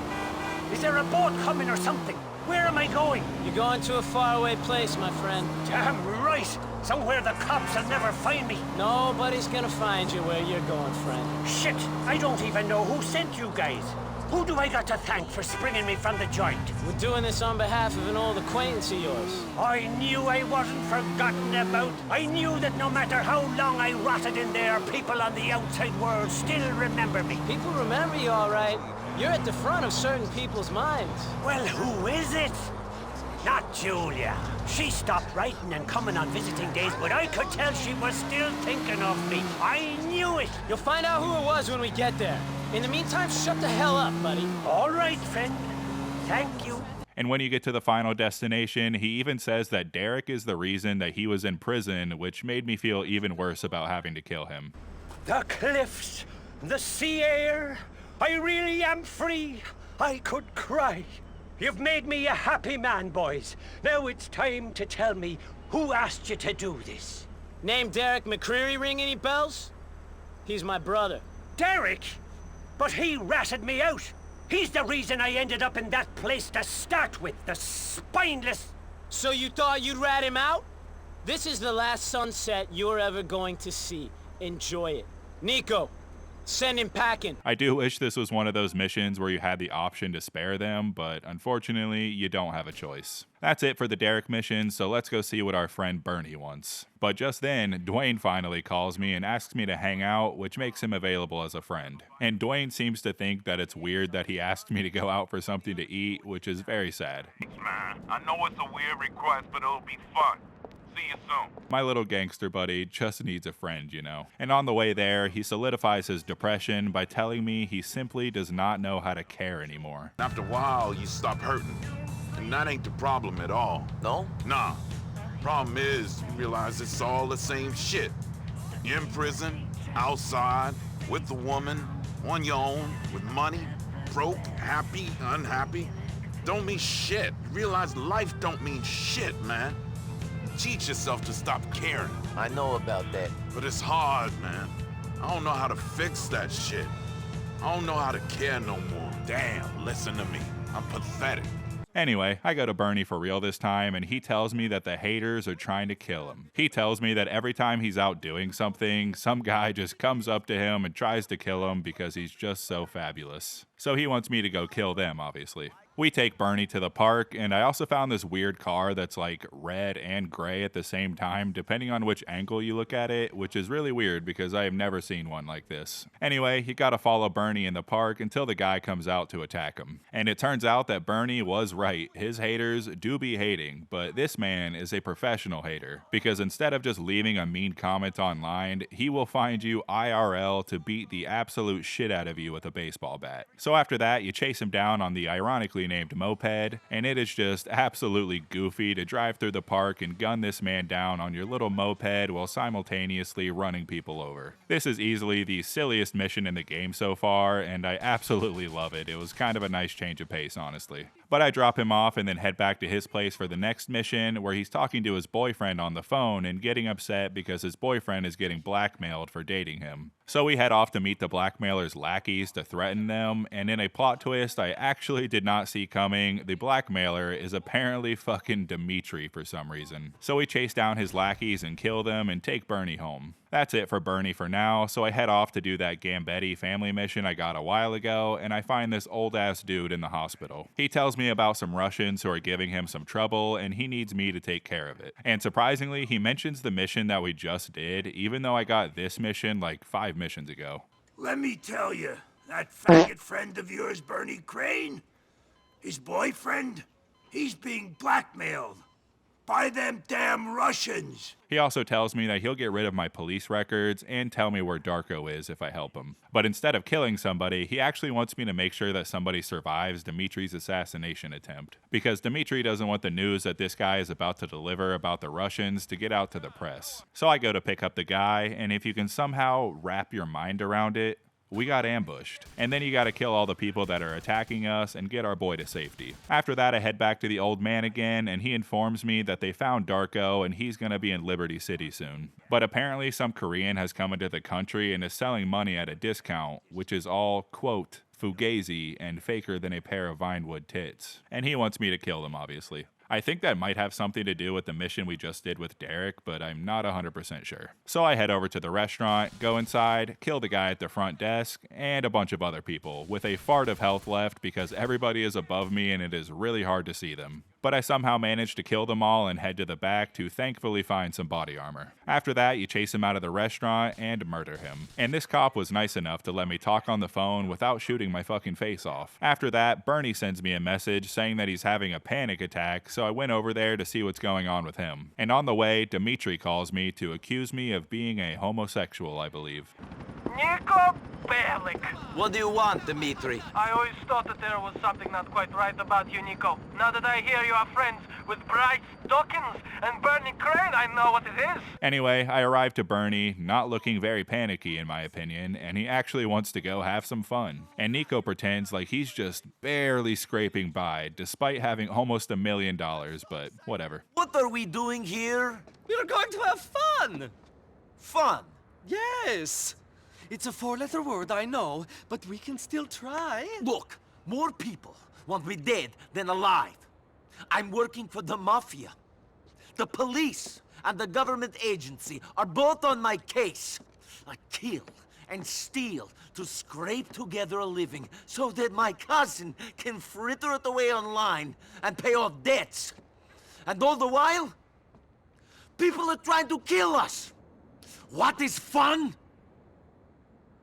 Honey, you are stressed. Bernie convinces us to go on a little boat trip together, and while we're driving, I don't know how to say this. I think you should sit down, but we get ambushed. I didn't want to believe it either, but Rockstar really pushed the bounds of creativity with this one, and I'm just surprised they got away with it, to be honest. Anyway, I chase them down, hit a ramp or two, get to land, and finish them off. So I head back to the old man who's hanging out with the UL paper guy, and apparently the enchiladas and the Russians are in cahoots, and they are up to no good. They're about to deliver a ton of Coca-Cola, and they want me to destroy all the vans that are carrying it. So I head over to the spot, snipe a bunch of dudes in the head, toss grenades at all the vans, except for the last one, which I shot with a rocket launcher since they were trying to drive away with it. After that, the old man tells me that he'll contact me once Darko is in the city, so that's it for him. And after finally getting through that long list of people that needed missions done, the only one I have left now is Francis McCreary. So I head over to his place, and he's mad that I've been doing stuff with Derek because he is not very fond of him, I guess. And apparently, Derek is threatening to talk to some journalists about Francis and their family in general, so he wants me to go kill Derek, his own brother. And on the way, Derek calls me to tell me that he thinks Francis is about to kill him. So now we have the choice to either kill Derek or Francis. And this is probably one of the better choices in the game because neither of them are very good people, to be honest. Derek is a drug addict and is just wasting his life away, and he's a snitch. You could actually find proof in the game saying that Derek is an informant for the police, so Aiden was not lying when he said that he snitched on him to get him in prison, which means he would probably snitch on Nico as well. And Francis is a corrupt cop who constantly blackmails Nico into doing his dirty work for him. Although the people that he makes you kill are usually bad people, even though he's only having you kill them for his own benefit. Also, if you kill Derek, you get the ability to call Francis to take away wanted levels up to 3 stars, which is pretty nice. But you could actually get that perk from a girlfriend later as well. And if you call Francis during the mission, you can make him double your payment to a whopping $20,000 instead of 10, and Derek gives you nothing. But honestly, I think Nico would 100% kill Francis because he probably sees Derek as a friend, and Francis as just some asshole cop who's forcing him to do work for him. So I killed Francis since I just plan on getting the perk from the girlfriend anyway. After that, I got a call from Bernie, who is so thankful for what I did for him that he's giving me his boyfriend's car. But before I could collect the car, Packy gives me a call as well to tell me about Francis's funeral. And after the funeral, a strange car pulls up and opens fire on us. And after taking everybody out, you gotta drive Francis to his gravesite and be very careful because the back comes off and the casket can fall out. But we make it safe and sound and bury good old Francis. Now that that's done, I can go get that car from Bernie, which happens to be the Infernus, which is obviously one of the fastest cars in the entire game.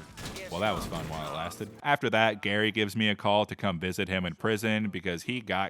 He wants me to help him with his final chance of redemption by kidnapping old man Enchilada's daughter. First, you have to go to a computer to get a number to pretend that you're buying a car from her so we can go snatch her against her will. And at first, she is very horny for me. So, you like the car? I didn't think a manly guy like you would drive something like this. You got a wife or a girlfriend or something? I'm picking this up for a friend. Yeah? What a gentleman. You We don't meet guys like you in the city no more. All the good men are gone is what my dad says. We take her on a test drive, and then for some reason, Nico tells her that we're kidnapping her, and she starts making you swerve the car all over the place, which is pretty annoying. But eventually, we make it to the safe house and drop her off safe and sound. After that, I got a call from the UL Paperman, and he tells me that they finally got Darko, and they're flying him in so I can confront him. So I go pick up Roman to accompany me on this mission. And Roman preaches to me about forgiveness on the way there and begs me to stop killing people for money, and I'm like, yeah, shit, probably. I'm like a goddamn millionaire already. But we confront Darko, and he admits that he betrayed us and killed Nico's friends for $1,000. So that makes it okay to stab your friends in the back? When everything you believe is shown to be shit, you make strange choices. Fuck you! Strange choices? How much? 1,000. You killed my friends for $1,000. How much do you charge to kill someone?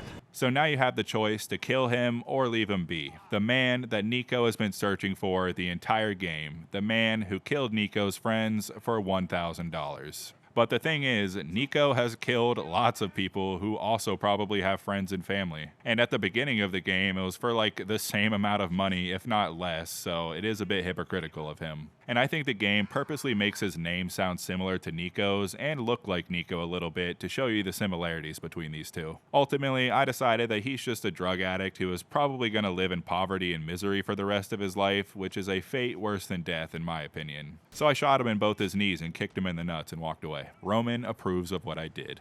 You did the right thing, Nico. It's not often you can be sure of that. You definitely did the right thing. Proud of yourself. And so does Bernie. Florian, I thought I should let you know. I found Darko. The guilt has destroyed him. I don't know. Somehow, it was better to walk away. You know what? I'm really proud of you, Nico Bellic. After what we've had to live with these last 12 or 13 years, I know how much it hurt you. And you walked away. I know this must be hard for you, but you won, Nico. You really did.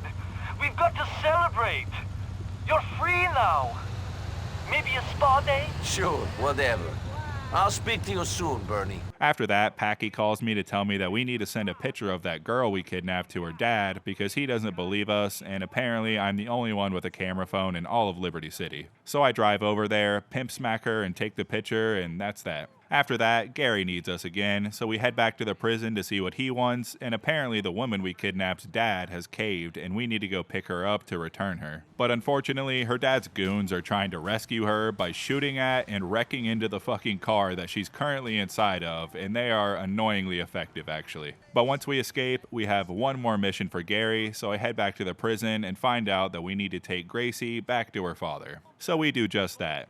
And Luis from the Ballad of Tony is here. And Tony himself. Maybe, probably. I don't know, I've never actually played that DLC before. And apparently we're actually trading her for those diamonds that we tried to steal with the Mafia forever ago that we never actually ended up getting through various shenanigans. Anyway, by the power of Grayskull, Bulgarian shows up and we get ambushed. So I kill lots and lots of people, and then the diamonds get tossed in the back of a truck and nobody gets them. Womp womp. And once I drop off Packy, he describes the entire game for me. Well, Nico, that was a whole lot of effort for no fucking reward. And then Jimmy calls me in a panic and tells me that shit has gone down and he needs my help. But that's actually the last mission in the main game, so before I do that, I need to take care of, like, everything else, which is a lot. Starting with the rest of the friendship stuff and girlfriends in the game, and not the ones that you get from the story mode. First up, I finally got Packy to like me enough to get his perk, which is a car bomb. So all you have to do is call Packy, he'll drop it off somewhere, and then you walk up to the trunk of the car, place it underneath it, and then call Packy again to blow it up. Also, if you remember how I got that email earlier about the 2 girls from the dating website, that actually does work, and you can start dating those 2 girls and a 3rd girl from a different website. Also, I just got the most random, unhinged email ever.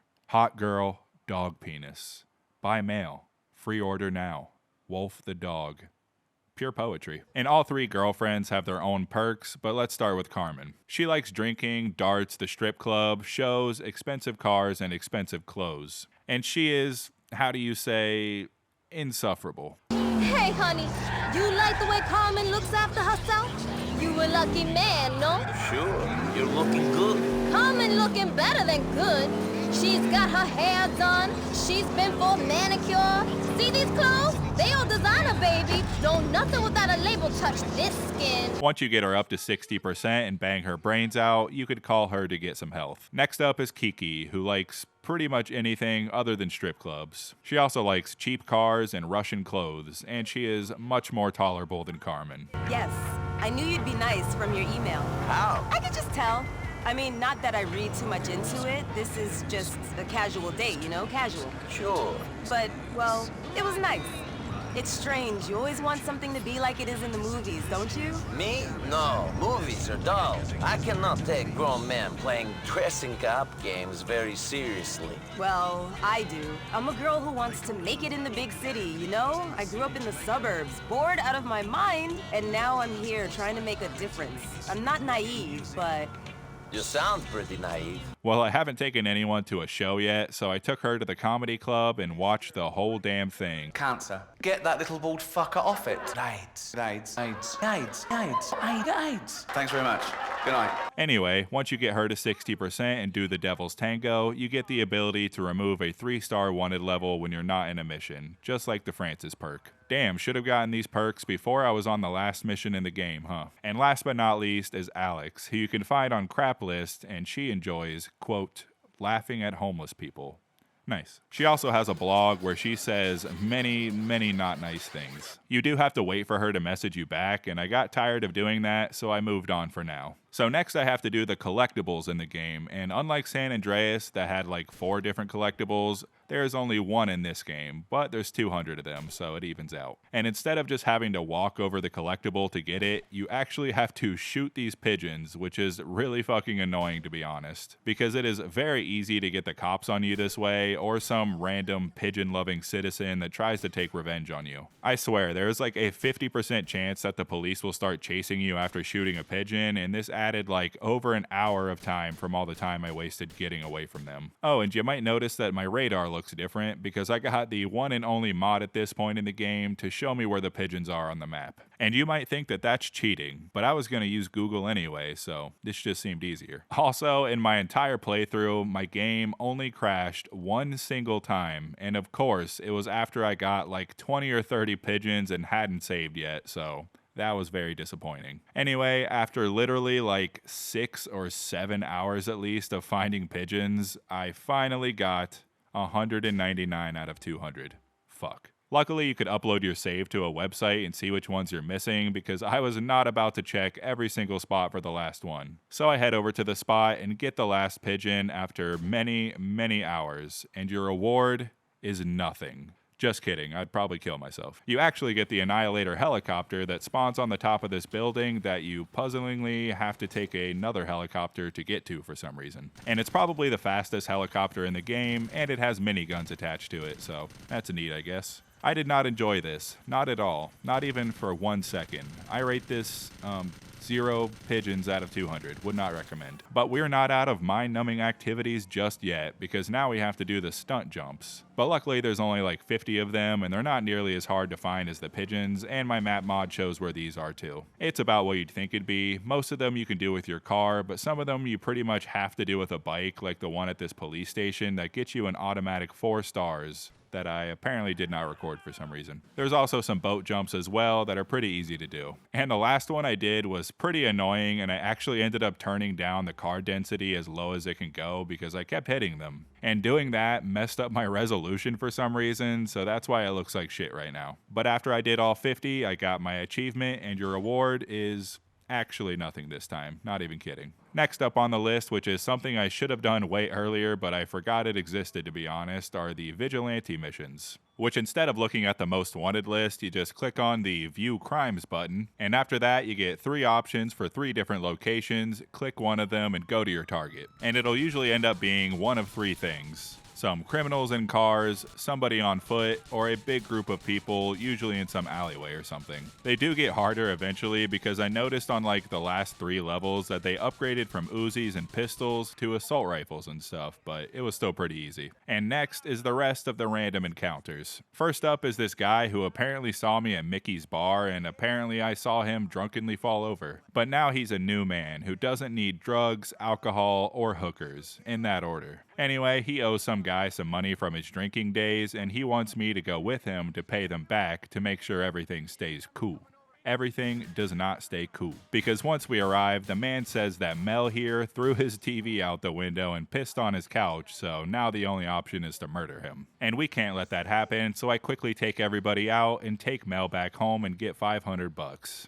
Next up is a man named Hassan, who apparently Nico does actually know. Hassan is doing well, selling handbags on the corner of some random street, but after getting a phone call, he wants me to go with him to collect some money. Once we arrive, he goes up to get the money and then gets hit with the world's most awkward-looking headbutt, and then we have to chase the guy down and tell him to give the money back. After that, we take him home and he gives us $500 for a job well done. Next up is, surprisingly, Miss Faustin. She's grieving about her husband, not knowing that Nico is the one who killed him, and says that they're losing their house and have no money left. But that's actually not what she's worried about at the moment, because apparently some creepy guy is trying to get with her daughter, and she wants me to go take care of it without killing him. I make it over there and forgot about that last part, because as soon as he takes off, I shoot him. And there's actually 3 outcomes to this mission. You could have either beat him up enough to where he'll leave her daughter alone and Miss Faustin will call you and respond positively, or you could let him escape and she'll call you and tell you that her daughter has left her. Or you can kill him like I did and she will call you and respond negatively, saying that another man in her daughter's life is dead. Oh well. Next up is a man named Pathos, who is a rapper slanging his mixtapes on the street. And this is one of the funnier things I've heard in this game and reminded me of the situation in the bathroom with OG Loke from San Andreas. Man,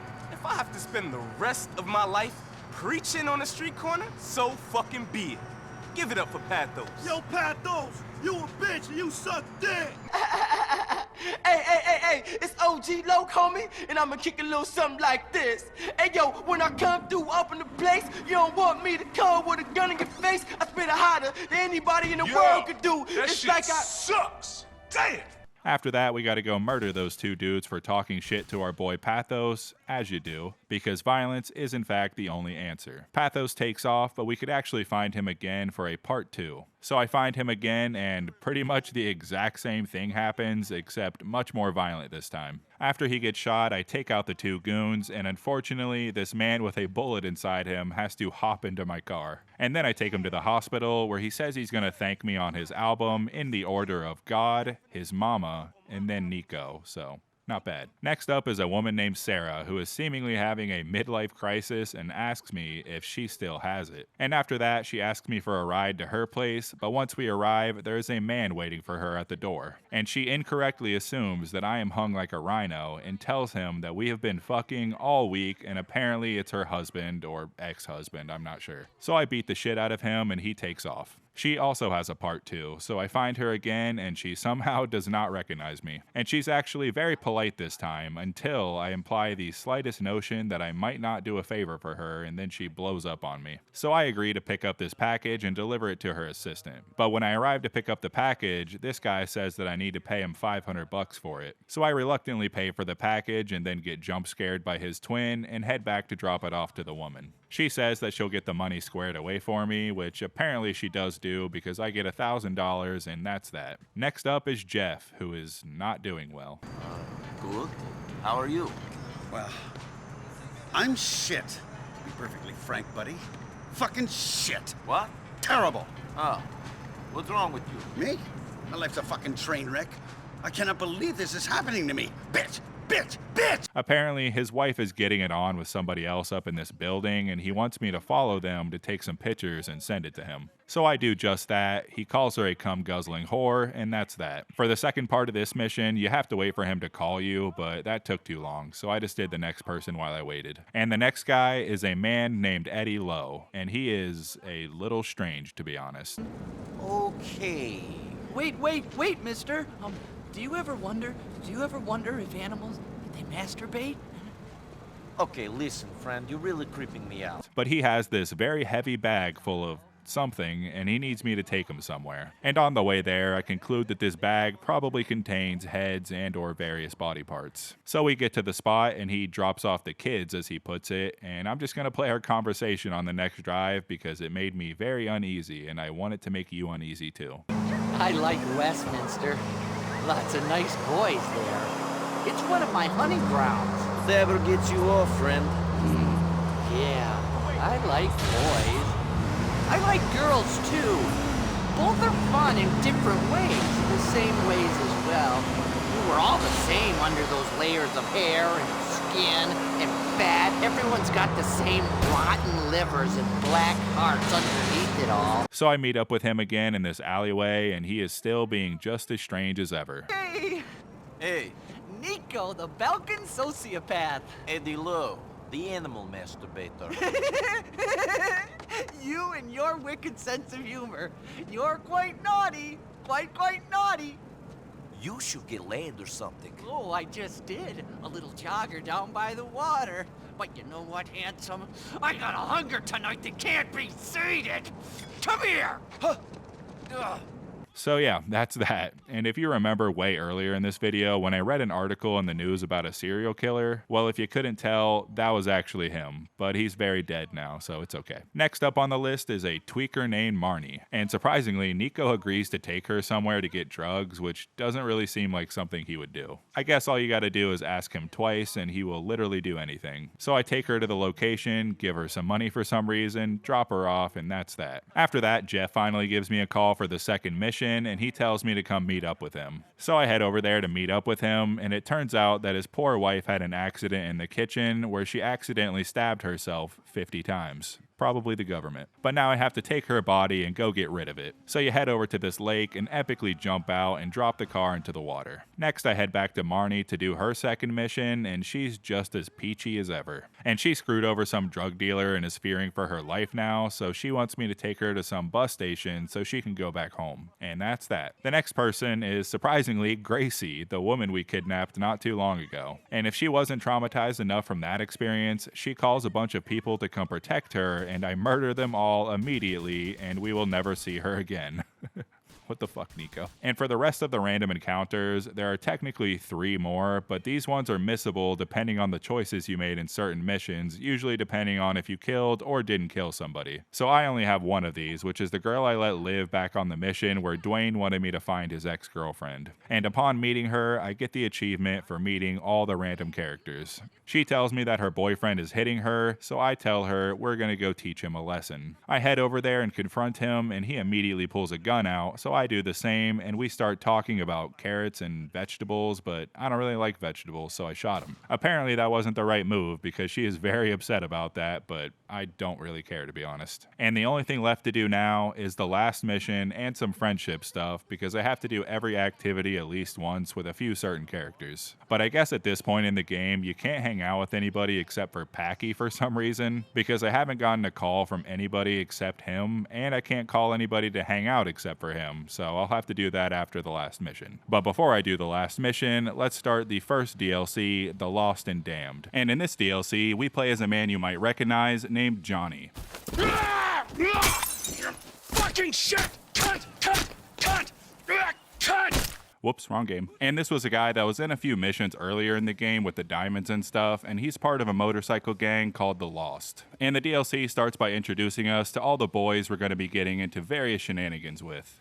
Oh hey, it's Nico. Eventually we make it to our fearless leader, Billy Gray, who is getting out of rehab for his heroin addiction. We make it back to the clubhouse, Billy immediately demands his bike, and there's obviously some tension between Johnny and Billy.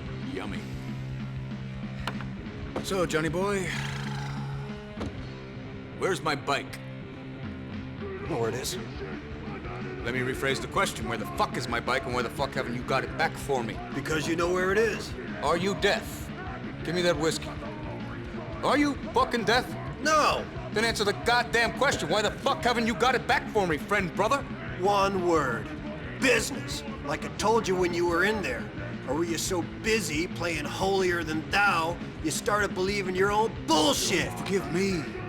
You know, I've had a complicated few weeks. Johnny wants to keep the peace and not get the bike, but eventually gets guilted into doing it, so we have to head to this chop shop and get it from a man named Pretty Boy. He says he doesn't have it, so we immediately start torturing him until he tells us that the Angels of Death, a rival biker gang, has it. So we head over there and kill a bunch of people with the new sawed-off double-barrel shotgun and get Billy's bike and head out. And this is when the game shows you that when you follow the gang and see this symbol appear, that means it'll give you health, repair your bike, and if you drive into it, you could have a conversation with one of the random members. Once we make it back, Billy says to call up Ashley for some, quote, hole for the boys, and then shows us the clubhouse, where there's some strippers, arm wrestling, card games, memorials for our fallen comrades, a bed to save, and a TV and computer. And if you lose your bike, you can call up Clay to get a new one, and you can call Terry to get some guns delivered to you. And it shows us how effective all of your members are, which they'll become more and more effective the more jobs you bring them on without them dying. Anyway, I checked out the clubhouse, which looks rather disgusting, but that's just the biker lifestyle, baby. You can play some cards, which is called high card, low card, where you simply have to predict whether the next card will be higher or lower than the current card on the table. And I won my very first game and quit while I was ahead. You could also play pool, but we already know what that's like, and you could do arm wrestling, where you just have to rapidly move the right stick back and forth, which is pretty easy to win. And while I was here, Jimmy called me to play some air hockey, which isn't available to play in the main game, so I decided to do it real quick. And it's pretty neat. Interestingly, you could actually go with multiple people at once and pick who you want to play with. But to play this, you use your left stick to move the puck anywhere you want, and you could use the right stick to do a power shot in a straight line. Sadly, I was unable to score because my opponent got the puck glitched under his arm, and we kind of just sat there and awkwardly stared at each other for a while until I had to quit before my computer exploded or something.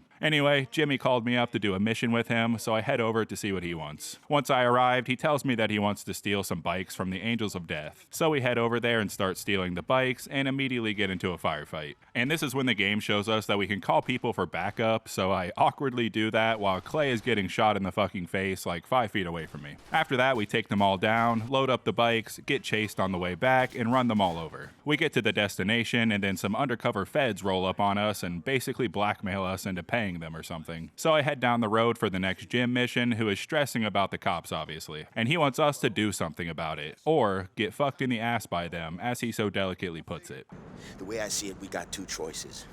Either we buy a big tub of grease and prepare to take it from these fat pigs the rest of our lives, or we head over to the clubhouse, close to where I happen to know they got themselves set up, and we show them that we're not quite the bitches that they think we are. Also, we have another new gun, being the automatic machine pistol. So we race over to where the cops are, Jim punches him in the cock and steals his donuts, and we lead them back to the clubhouse for an ambush. After that, we hunker down and just murder dozens and dozens of cops, which would literally be like national news. And there would be a manhunt out for us until we were all dead, and then we would end up in like a Wendigoon video or something. But no, we just get a 2-star wanted level, and they give up after a couple minutes of chasing us. After that, we get introduced to the new races, which are pretty much the same as before, except you use motorcycles, obviously. And you get the option to just mollywop a bitch in the head with a baseball bat if you feel like it. It doesn't help that much, but it reminds me a lot of a game that I used to play when I was a kid called Road Rash, which is basically the same concept. There's 12 races in total, and it is required for 100% completion of the DLC. After I finish the first race, I start the next mission, which is for Billy this time. And Billy and Johnny are still beefing until Bill Burr comes in and tells us that there's some deadbeats outside. The deadbeats turn out to be the Angels of Death, who are obviously upset that we stole Billy's bike and murdered a bunch of them. And the Angels were ready to let things be until Billy shoots them in the back like a coward. So now we have to chase the rest of them on our bike, and I already liked this double barrel shotgun, but it's even better since you could actually use it on the motorcycle and just take out like 5 dudes at once, which is pretty awesome. After we take them out, we meet back up with Billy and Bill Burr, where Burr says that he's gonna go fuck some broad and drink her daddy's expensive vodka, which I'm pretty sure is a reference to that mission where you meet him in the main game. But that's literally all they say, so I don't know why I had to drive all the way across the city just for that. I did another race real quick and then headed back to the clubhouse for the next Billy mission. He's doing drugs, and he reveals that after that guy took a hit that he actually laced the weed, which is pretty messed up. And he's just generally being a dick to Dave. Anyway, Bailey and Johnny talk for a bit until Billy gets a message about how the boys are getting jumped. So we head out to kill a ton of angels and then head to the next location to take out a bunch more and then like 2 cops for some reason. Then Billy tells us that Bill Burr has been killed, which was actually by Nico, but he doesn't know who that is. I also tried to do air hockey again because it is required to win it to 100% complete the DLC, and I finally got the hang of it with the power shots. But then it got stuck again, and I ended up looking it up, and apparently it might have something to do with the frame rate, but at this point I literally only needed one more point to win, so I didn't want to restart the game and risk not being able to win again. So I probably spent like 20 minutes in total waiting for him to get unstuck about 3 or 4 times before I finally scored. Well, actually he scored on himself because it got stuck behind him and it glitched it into the hole for me, so that's nice of him. But after that I went on a handful more bro dates for completionist reasons, got the trophy for getting 180 points in darts in 3 throws, did another race and somehow won even though this happened, and then did the next Billy mission. I ride to the clubhouse to see none other than Ray here talking about the diamonds that we never actually got. After that, Billy says that we have to pay a visit to somebody. Eventually we make it, and Billy lies and says that some of the Angels of Death are the ones that killed Bill Burr, even though we know that it was Nico. But he gives us a grenade launcher, so we're cool. After blowing up a bunch of people, we make it to the basement where it's revealed that Billy actually did this for a big bag of heroin. But we escape, Billy messages me and tells me to go see Elizabetta, which you will probably remember from the main game. But before I did that, I decided to finish up the rest of the races because I am ass and a half at driving a motorcycle and just wanted to get them out of the way. But nothing too interesting happens except a good example of why the bats can be pretty annoying when you're on the receiving end, because the physics in the game can just decide to launch you 200 feet in the wrong direction whenever it feels like it. But after finishing the last race, I head over to the next mission. Also, after finishing all the races, you do get a motorcycle that starts spawning at your safe house called the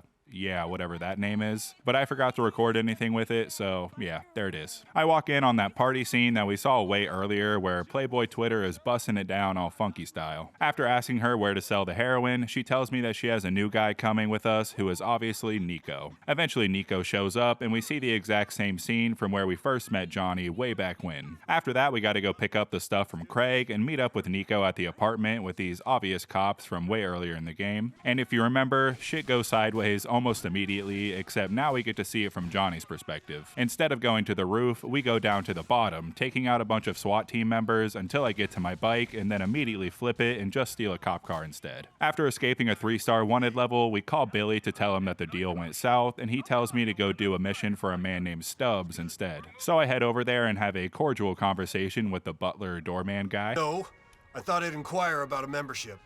Excuse me? Yeah. Under this ravaged, drug-addled exterior lies the heart of a reactionary prick, so I thought I'd fit right in here. I think you should leave, sir, before I call the police.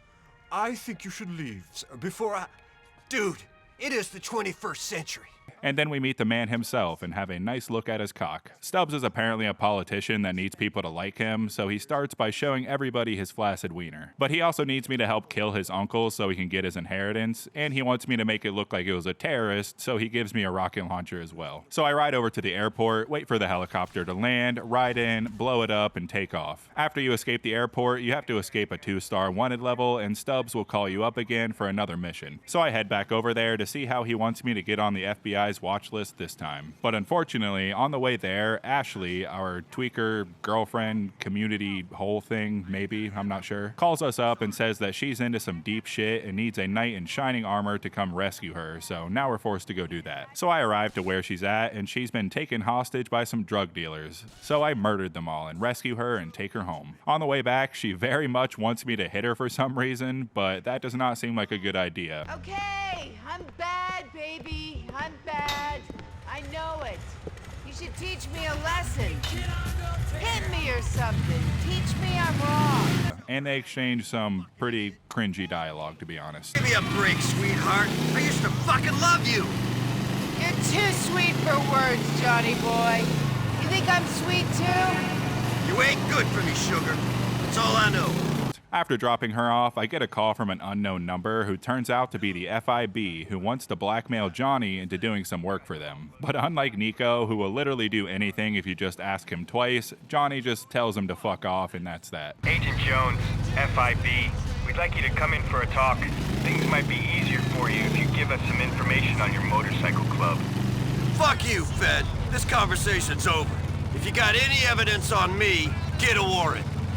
Also, while completing some more requirements for hanging out with people and whatnot, I got a call that gives us a new side mission where we can do gang wars. And also, I got a call about stealing some more bikes, which is another new side mission. But first, I'm gonna do the gang wars. So you head over to the spot, and this will have you finding some members of the Angels of Death, and then, you know, murdering them. And they'll usually either be on bikes just cruising around, or they'll be transporting somebody in a car that you need to blow up before it escapes, or they'll just be hanging out in a location where there's just like a ton of them. Also, a cop rode one of the bikes, which looked really funny. There's 25 required for completion, although you can do more if you want, and there's actually a decent reward for these. After 10 of them, you'll get an infinitely respawning sawed-off shotgun at your safe house. And at 20, you'll get the machine pistol, 30, you get the carbine rifle, at 40, you get the assault shotgun, and at 50, you get a grenade launcher. But like I said, I'm only doing 25 because that's all that's required for 100% completion. And now for the next side mission, being the bike theft ones, where you have to call up Angus, he tells you where to pick up a bike, and would you believe it, you go steal it. And damn, look how I just sniped that dude off his bike. That was awesome. You bring it to the location, then you get to do it 9 more times. Nothing too interesting ever happens. Sometimes there's somebody riding it, sometimes it's just sitting there, and like one time there was a gang of people guarding it, but it's pretty easy to take them out. After you get all 10, Angus will call you to tell you that there's no more bikes, and then a motorcycle called the Body 800 will start spawning outside of your safe house, which is a pretty fast bike, so that's cool. And after many hours for me, and probably a couple minutes for you, now I can finally do that next mission for Stubbs. Johnny has another conversation with the doorman, which is very deep and philosophical. Oh, yes, sir.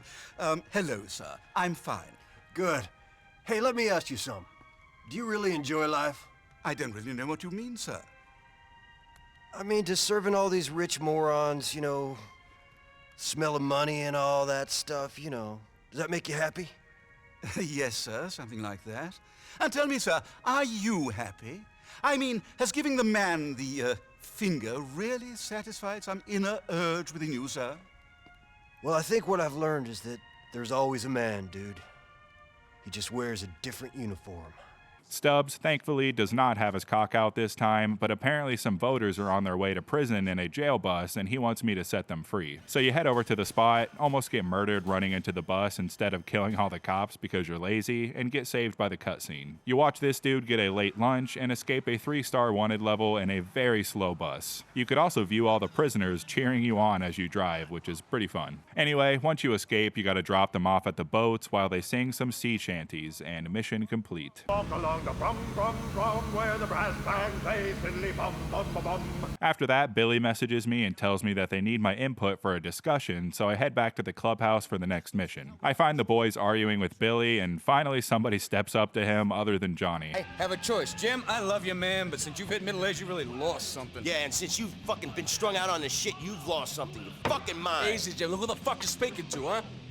Hey. Apparently the triads want the heroin we stole back, and Jim is scared shitless of them. Kumbaya. Johnny thinks that we should just get rid of it before the triads come after us, so we head to the meeting and try to sell it back to them after we stole it from them. And Billy and Mr. Kumbaya says that they're gonna watch our back. So yeah, that goes about as bad as you'd think it would. So now we have to kill them all, and this is probably one of the cooler looking places I've ever had to fight at. But once you kill them all, we see a scene of Billy getting arrested and screaming about how Johnny set him up. You set me up, Johnny!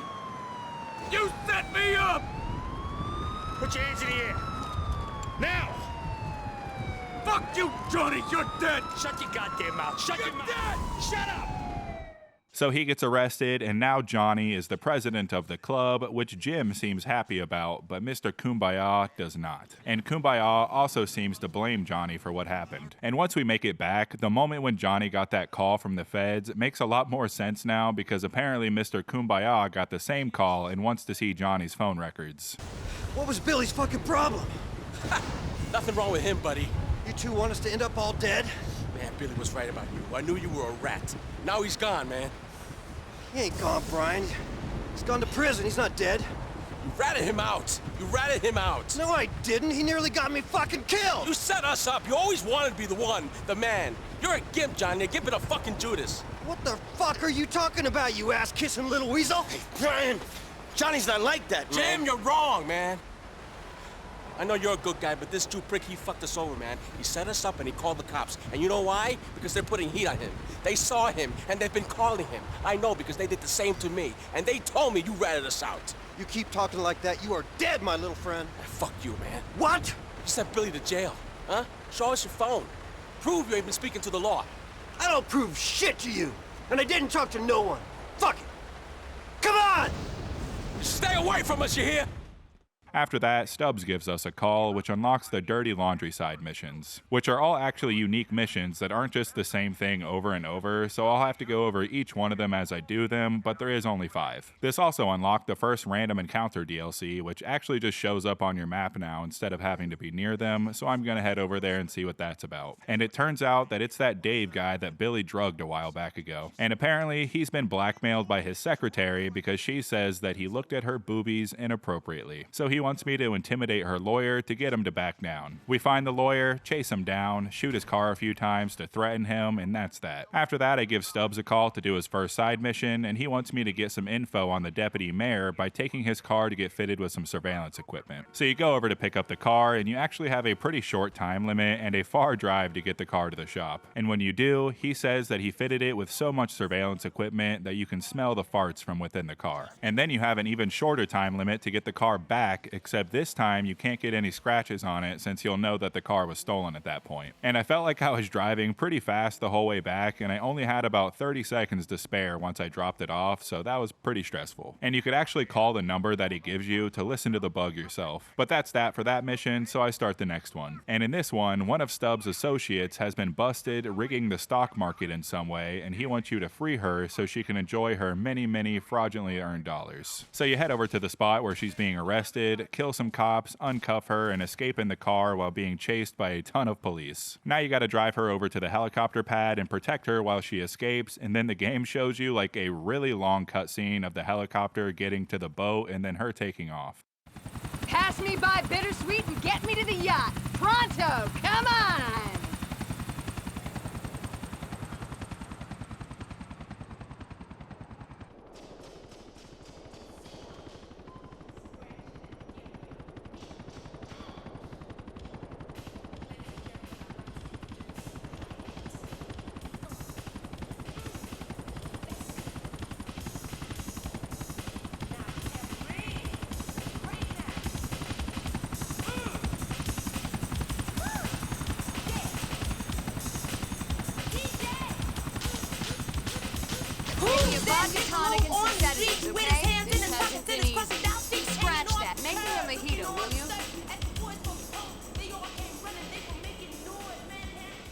So I call him back for the next mission, and this one is pretty simple. He just wants you to take a picture of a fellow congressman picking up a lady of the night so he can blackmail him. So you head over to the spot, wait for the car, take the picture, send it to Stubbs, and that's that. I also called Bryce's bug again and somehow just realized that this was the Bryce that Bernie was dating in the main story, which kind of blew my mind.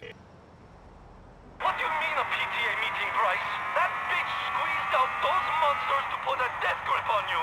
She's one praying mantis, an insect who chugs vodka sodas and sucks all the life out of my precious Bryce. Don't get me started on the brat. Don't get me started. I'm having a hot flash here, people!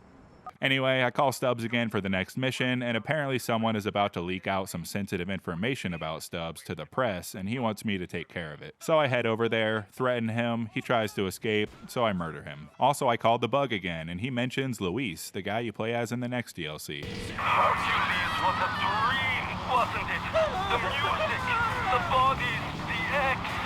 I felt like some tribal rhythm had taken a hold of me. I was dripping sweat and sex and buzzing on X and Amil. The floor was mine. Oh, and did you see Luis?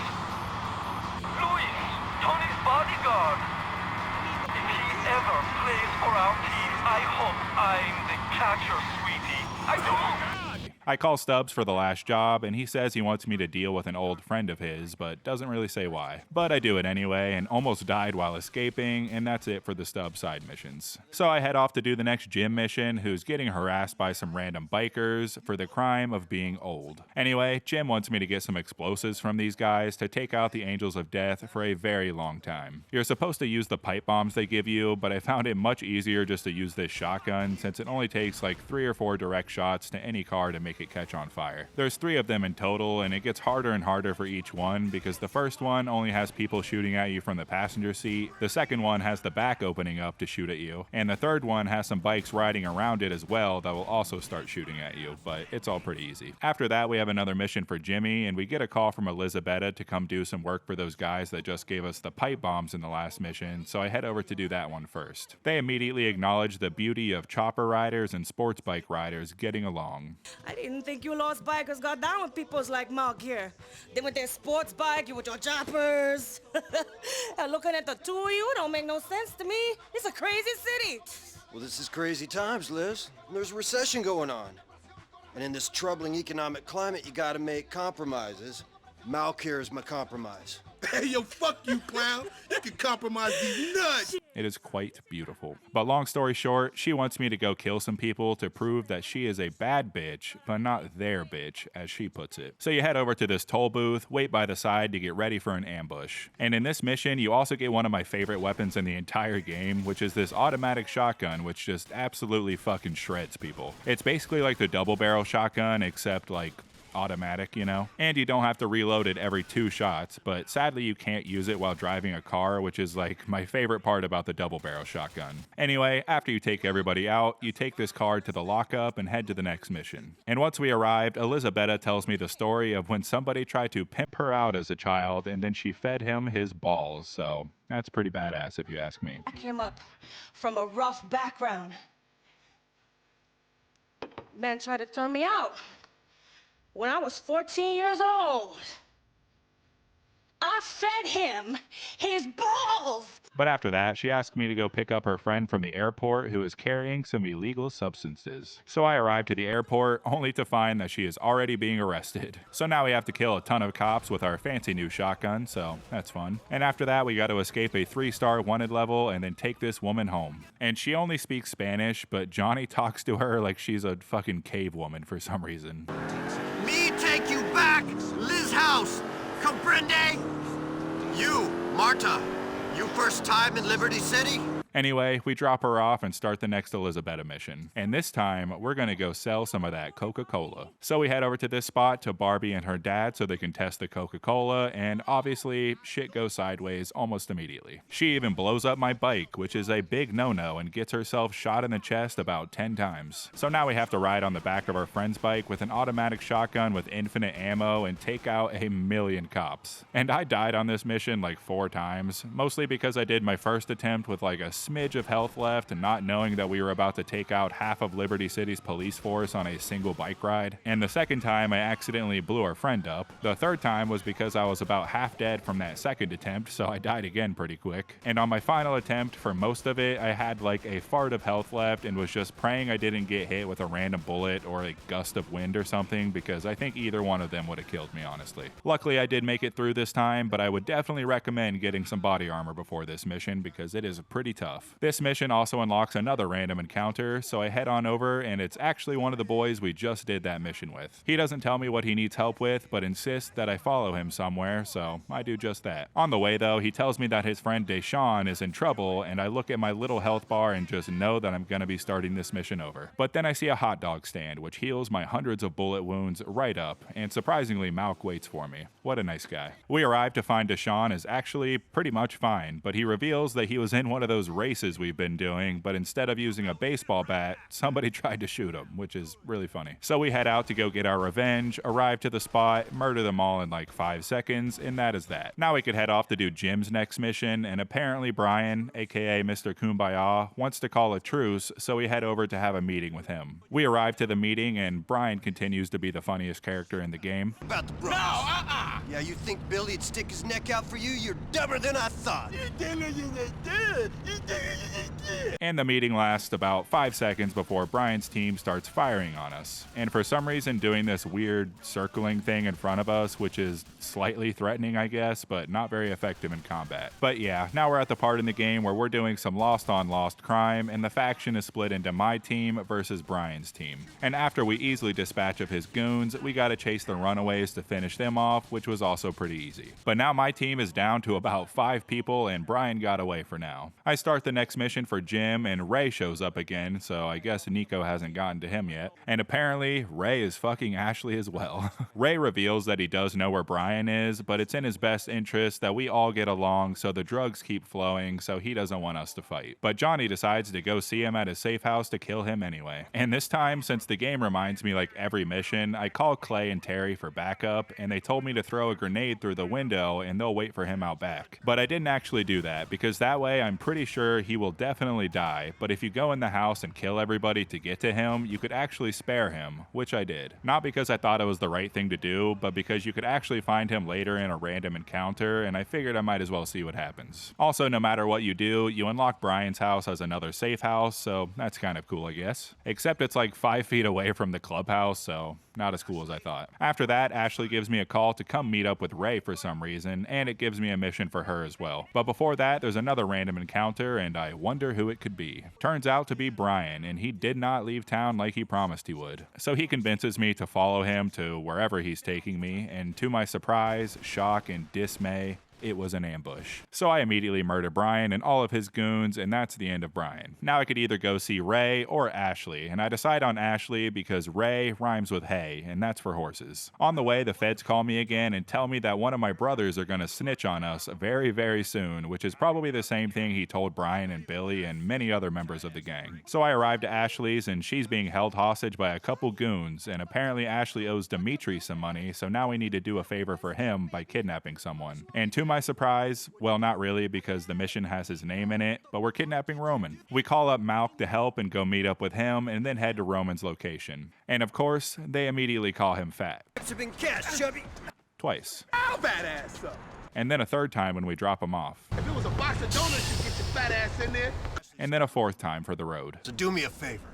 Go easy on the fat man. Now I head over to Ray's mission, and Ashley is there and does her best to convince me that she is not sleeping with Ray, which makes me think that she is in fact sleeping with Ray. After that, I talk to Ray and he tells me about those diamonds that we spent a long time trying to get in the main game, and I already know where this is going. He tells me that they're being held by a man named Gay Tony. Hey, that's the name of the next DLC. So I gather up the boys, head over to the location to find Mr. Tony and Luis doing a deal with the diamonds. So me and the boys unsuccessfully sneak up on them and then have to chase the limo down to get the diamonds back from the driver. After that, we have to drop off half the diamonds in 2 separate trash cans, which is where Nico and the trash guys end up picking them up in the main game. And then we call up Ashley, who tells me that we don't get any money from this until Ray sells the diamonds, which we know will never happen. And then Ray calls us to tell us to meet Nico at the museum to make sure the deal goes smoothly, which we also know is not going to happen. So we head over to the museum to meet up with Nico. Johnny says hopefully this goes better than it did before, which it won't. And we see the same scene we saw earlier where Luis comes in and steals the diamonds back. So Johnny takes the suitcase full of money, escapes the museum, and then we chase down the mafia goons before they can make it back to Ray to tell him what happened. After that, we go drop the money off to Jim and call up Ray to tell him that he didn't have the money and Nico is lying about us taking it. And that's that, until Jimmy tells me to meet him at Ray's. But first I decided to do that last random encounter with our boy Malk from earlier. And surprisingly, it's just a race. And after winning the race, we say our parting words with Malk and never see him again. Now we can go see Ray again, and obviously he is pretty salty about what we did. He takes us to the basement where he's torturing Jim with a blowtorch, which is not very nice in my opinion. And while beating the shit out of Johnny, he admits the obvious that he did in fact fuck Ashley. But after that, Jim escapes and we make our way out of the building as Ray gives us a very weirdly delivered line. I'll see you later!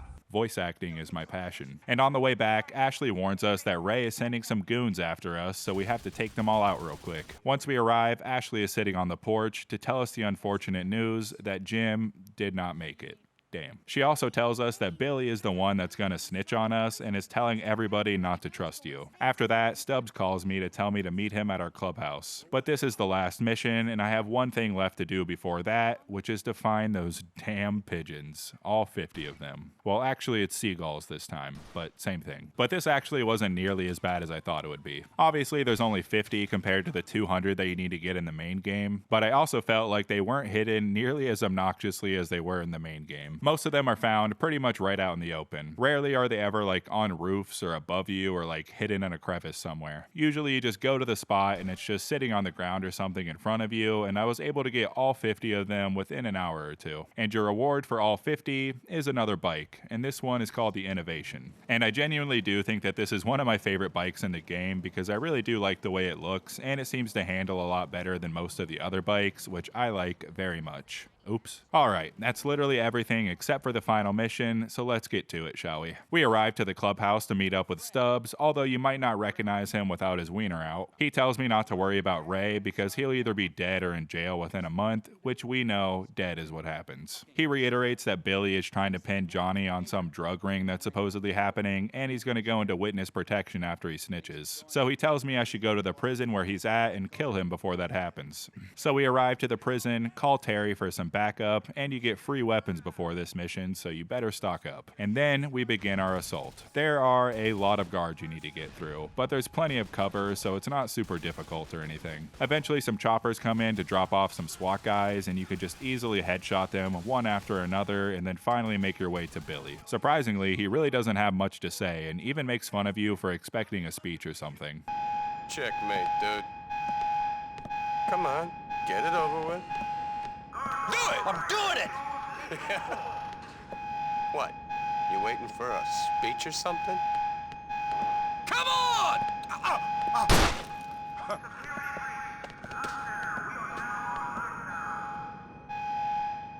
But after that, we head back to the clubhouse and have our final conversation before we burn it all to the ground.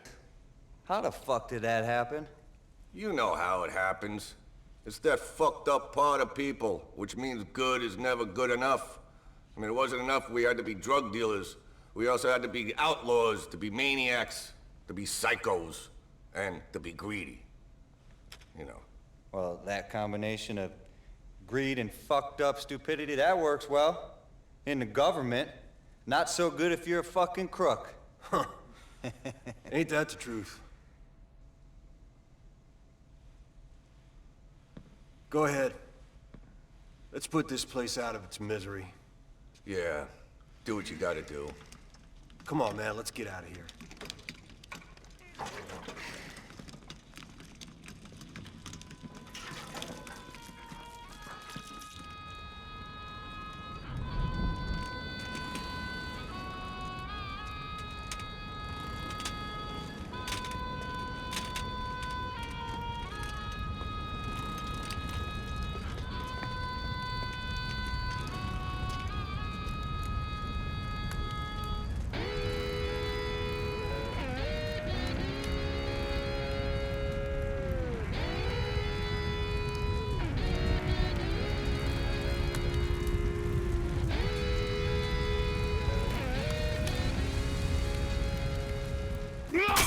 And that is it for the Lost and Damned DLC. I thought it was pretty damn good in my opinion, and it only took me a little over 13 hours to 100% complete. I really enjoyed the camaraderie between you and all your other members of the gang, and it didn't feel super repetitive since there wasn't nearly as many missions as there is in the main game, obviously. And they added a handful of new side missions and stuff that isn't in the main game, like air hockey, even though I had many struggles with it. But all in all, it's pretty good. Johnny is a good character. Billy is very hateable, which is on purpose, obviously. It's just a shame what happens to Johnny later. Anyway, for 100% completing the game, you get infinite ammo for all of your weapons. Except not really. You just get the ability to buy infinite ammo that you still have to pay for. And whenever you reload a save, it just goes back to the default amount of ammo that you would have before, and you have to buy it all again. So that's kind of disappointing, but whatever. Now it's time to start the Ballad of Tony DLC. This one starts with that bank heist scene that we did in the main game a very, very long time ago, where we learned that our main character's name is Luis. And this goes exactly how you remember. This guy tries to be a hero and gets himself shot, except this this time we see Luis giving a statement after everything goes down. Then we see our boy strutting through the city like he owns the place, call up the fabled gay Tony, and almost get ran over by Nico at one point. Then we head over to Tony's house, who's complaining about his boyfriend and his nightclub woes. This is where we learn that Luis is a bodyguard for Tony and for the nightclubs he owns. Then a couple goons come in and Luis and them exchange some kind words to each other. The door was open, man.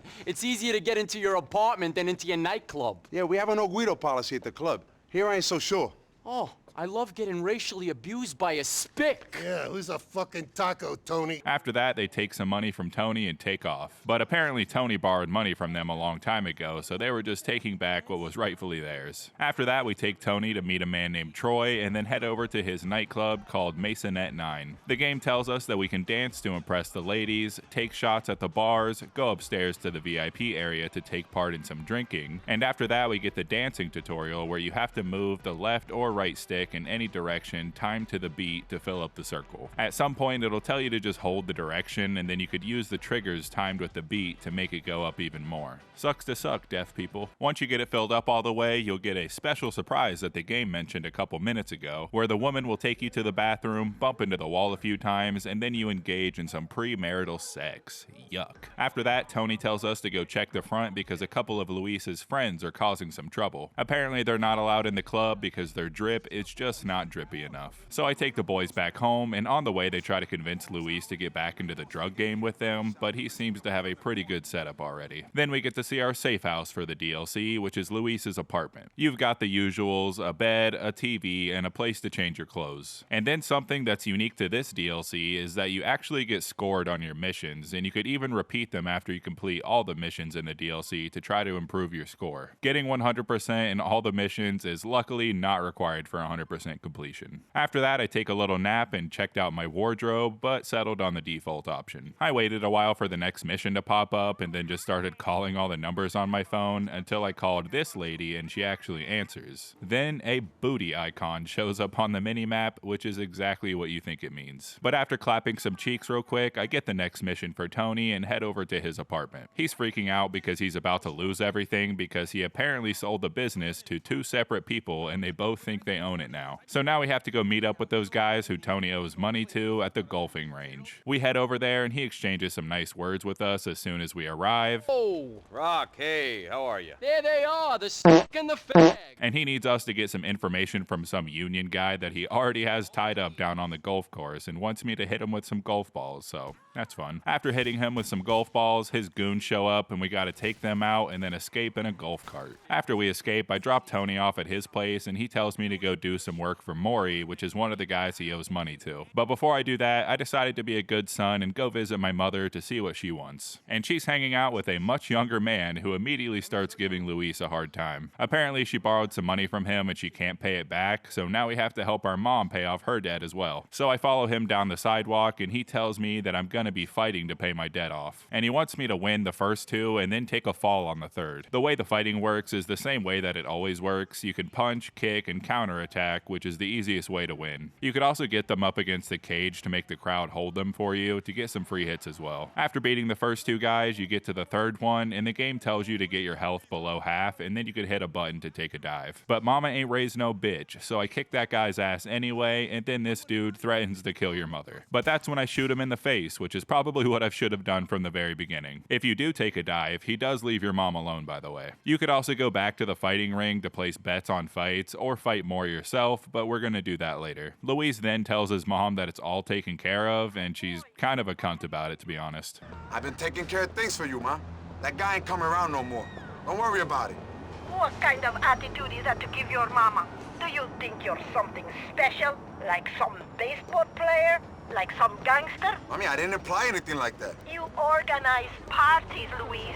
You're a bouncer? Don't act a big shot with me because I know who you are. Anyway, I start the next mission for her and I see my two friends selling some drugs. And one of them and Luis are having some beef because he thinks that Luis is some sort of big shot now or whatever. Eventually we find Luis's mother and give her a big stack of cash and head out with the boys to do some kind of deal down at the Dirty Docks. Oh, Uranus. Bro, Shawty trifling. She must be from Dirty Docks. Shorty trifling? Oh, God. She must be from Dirty Docks. That's what I'm saying. As you can guess, the deal goes horribly wrong because apparently their phones were tapped and the cops show up to stop us. And this shit is pretty crazy for like a third mission because there is a ton of cops showing up in SWAT vans and helicopters and all that jazz. We do get a new automatic shotgun as well. It doesn't shoot as fast as the one from the last DLC, but it's pretty good and it does seem to have a longer range than the other one. Eventually I get this rocket launcher and shoot the helicopter down and barely escape with a smidge of health left. After that I drop the boys off for a mission complete and many bullet holes in my body. On the way back from that mission, me and the boys talked about how they would need to steal drugs if they wanted to keep selling them, which sets up the drug war side mission. Just like the gang wars in the last DLC, there's 25 of them that you need to complete for 100% completion, but you can go up to 50 for all the rewards. And there's 4 different variations of these missions. There's the stash, where you have to go to a location, kill a bunch of dudes, grab the stash, and then go drop it off while you get chased by a bunch of goons. There's the convoy, where you need to find a vehicle with drugs in it, kill the driver and the shooters, and then steal the car and take it back while you get chased by a bunch of goons. Then there's the hijack, where you need to find an unmanned vehicle, usually either being a boat, sports car, or helicopter, loaded with drugs of course, steal it and then take it to the drop point while escaping the cops at the same time. And last but not least is the stick up. And this one is basically just a harder version of the stash one, because in the stash, the drugs are kind of just sitting out on the ground somewhere and you can just technically just run in there and grab the drugs and take off. But in this one, you have to kill all the enemies to get them to drop the drugs, and then you can take them. And after you get them, you gotta make it back to the spot while being chased by a bunch of goons. And just like before, you get guns at your safe house once you reach certain milestones. At 10, you get the 44 pistol. At 20, you get the advanced machine gun. At 30, you get the automatic shotgun. At 40, you get sticky bombs. And at 50, you actually get a golden SMG, which is pretty awesome and almost made me want to do all 50 just for that. But I didn't, because like I said, you only need 25 to get the 100% completion, and you also get an achievement at 25. Anyway, after that I headed back to Mom's house for the next mission. Upon arrival, I see my 2 goon buddies enjoying a nice meal that my hardworking mother just made for them, and eat about 3 bites before I force them to leave. But me and her also get in a quick argument once again before I leave. Here you go, mommy. Take this, okay? Take care. I gotta go. Take care. You take care, son. Dealing drugs, people getting killed, nightclubs, you take care. Go to school. Go somewhere. It's not too late, my baby. I mean, but you got it all wrong. I mean, it's not like that anymore, you know? I know good people, I know bad people, you know, but I know the difference. I mean, I know I made mistakes, but things are better now. I mean, how many times we gotta go over this? If things are better now, then why are you always like this? Right, but you take the money, right? You take the fucking money every time. Get out of my house. What choice do I have? I lost my job. Yeah, well, call one of your other kids, the one you ain't ashamed of. After that, me and the boys head over to the pier for unknown reasons as of now, but I imagine it's drug related and murder will be involved. Little do these guys know that I've done this 25 times in a row now, so it's a piece of cake to take care of them. And at this point in the game, I'm realizing that Luis and Nico are very similar. 2 people that are always talking down on and trying to avoid a certain lifestyle, while at the same time doing everything possible to participate in said lifestyle that they apparently do not want to live. At least Johnny knew who he was and didn't try to pretend to be somebody he's not. Anyway, after that, I finally decided to do the mission for Maury, the guy that Tony owes money to. And this guy looks and talks just like Brucey, in my opinion. Funny for a guy with all those pecs. She got the lats of a little girl, and man, you need calf implants. Look at you.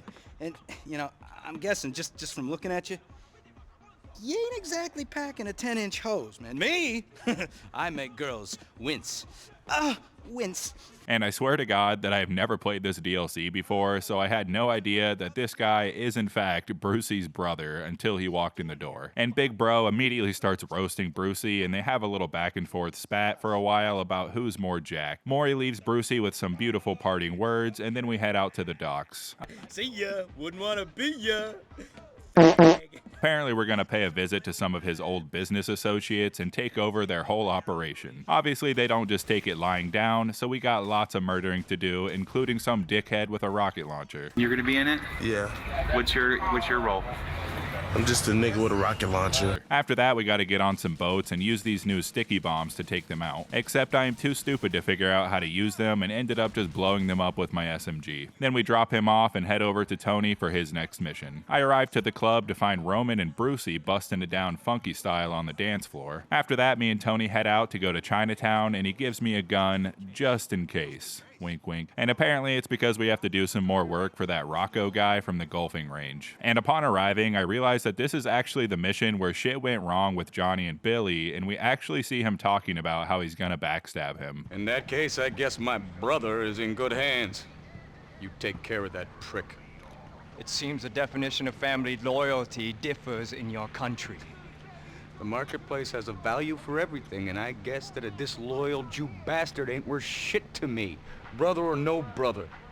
Such are the heady joys of consumer capitalism.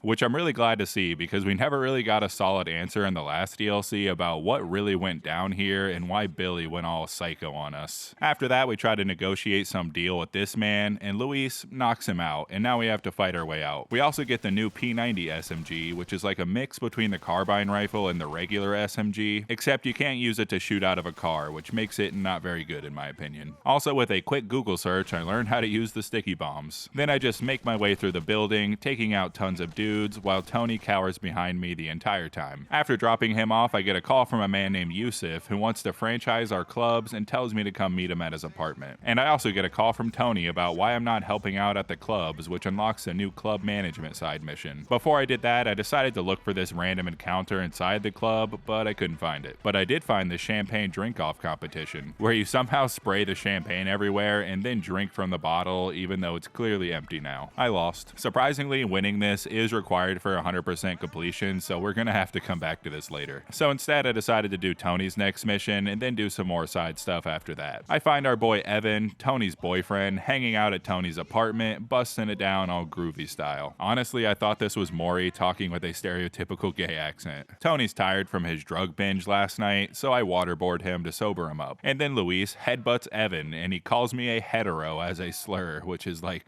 really funny for some reason. After that, Tony grabs some bombs to do that job for the Chinese people from the last mission. But I'm the main character, so I take over the bombing myself and knock Tony out. Luis really loves doing that apparently. And it's a good thing I learned how to use the sticky bombs, because now we gotta use them to blow up lots of things. Starting with a crane, then a train, where I almost got myself killed by foolishly parking in front of a train that I just exploded. And then last but not least, a goddamn plane. Why did they all have to rhyme?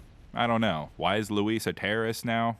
I don't know. But after escaping the police, it is a mission complete. Alright, now I'm gonna do some side stuff, starting with cage fighting. And this was hard as fuck, my guy. You need to win 6 rounds in a row, and each round consists of 3 fights, so you need to win 18 fights without losing a single one. You do get health back for each round you win, or you could spectate between your fights, which will also refill your health, but then you gotta watch an entire fight, which is pretty annoying, but I did bet 1,000 and won 3,000 back on my first bet, so hey. But if this shit was actually fair, I would have been able to get through it pretty easy. But once you get to the 3rd round, these motherfuckers start bringing in baseball bats and knives and shit, and nobody stops them. And every time you get hit with a baseball bat, he just fucking cracks you for almost half your health, and he's usually able to hit you a couple times before you can get away from him, so it's pretty annoying. I also won another 22 grand on like a $4,000 bet, so yay. Anyway, like I said, this took forever. I was able to get through the first 2 rounds pretty easy, but I would usually lose on the bat or knife guy right after him, until I finally just learned how to parry the bat and take it from him. Then you could just start beating the piss out of him with the bat, and you get to keep it until the next round. And in the next 2 rounds, you always start with the bat guy, so I got pretty good at taking it after a while. I would just preemptively hit the parry button right when they got close enough to hit me, and it would usually work. And winning with the bat is obviously extremely easy. Unfortunately, in the last rounds, it's 3 people in a row with knives, and I was never able to intentionally parry the knife attacks because they swing them a lot faster than the bats. But I say intentionally because I got very lucky on this attempt, and as I was trying to run away, I accidentally parried and took the knife from him, and after that, it was very, very easy. Because my original plan was not to parry. It was just to keep running away for long enough, because eventually they'll start showboating and you can just get a free hit on them. And I was literally just gonna keep doing this the entire time until I killed them all. But since I got the knife, I just did that plan, but with a knife, so it went a lot faster. And And after probably about 2 hours of attempting this, I finally became the cage fighting champion. And then, since I'm a gambling addict now, I immediately went back and bet as much money as I could on the dude on the right, and immediately regretted my decision when I saw him throwing these wild ass haymakers. But luckily he got stuck up against the cage and couldn't move, so yeah, if you haven't noticed already, playing this game at anything higher than 60 FPS is a bad idea. Anyway, I ended up having to reload, went back, bet all my money again, obviously on the dude who looks like he could eat the other dude, and he absolutely just fucking clobbered him. Man did not stand a chance. And I got over $1 million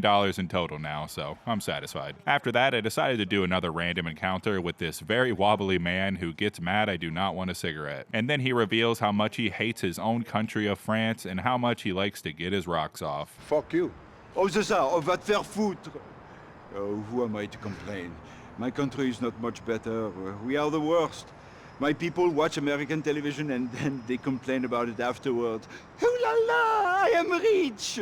I had to tell you, my friend, nothing matters in this world apart from getting your rocks off. Or getting so out of it you don't realize you haven't got your rocks off. Eventually he asked me to give him a ride to his apartment, and that's actually it. After that, I did another random encounter with this girl Margot, who seems to be some kind of ex-fling of Luis's, and she seems a little cuckoo bananas. Oh, what a coincidence! Hey, Margot, how are you? What are you doing here? I was just meeting someone. A date, actually. Hercules? It's a gay club. You never answered my calls. Yeah, I'm sorry. Or my emails. Yeah, I meant to. I'm just... Fucking rude. You know, my dad was right about you. Your dad? Look, he probably was, okay? But if you'll excuse me, I gotta go. You can't go. But I can go. You can't. I'm going to die. I just took 37 painkillers and 15 sleeping pills. There's the bottle. I'm going to die, and it's all your fault. Oye, pero tú sí que eres loca. So I take her to the hospital, and that's that. The next random encounter is with this woman at the club that I tried to find earlier named Daisy. And opposite of the last girl, she seems to be somebody Luis tried to hook up with that never called him back. And she keeps getting his name wrong. She gets a call about how she was filmed giving a hand job to somebody and is afraid her fiance is gonna find out. So I need to follow his tweets, or bleats, to find out where he is and go to multiple locations until we end up at this billboard where the video has already been posted for the world to see. After that, I decided to head to the club to kill 2 birds with 1 stone, first being the drinking contest. I could not figure out for the life of me how I was supposed to do this. And at first you can just keep trying it over and over, but on like my 4th attempt I got really close to winning, but then it said I drank too much. And then in some like GTA 5 Trevor situation, I wake up on this little island in the middle of the park, drunk out of my mind, and then fall into the water. And funnily enough, when you're drunk, apparently you can just drive your body around like a boat, because I just started floating in whichever direction I wanted to go. So I head back to try again and was able to complete it on my 2nd attempt this time. Although I still really couldn't understand what I was supposed to do, because it always said that I was drinking too fast, but if I went any slower, the bar wouldn't go up, so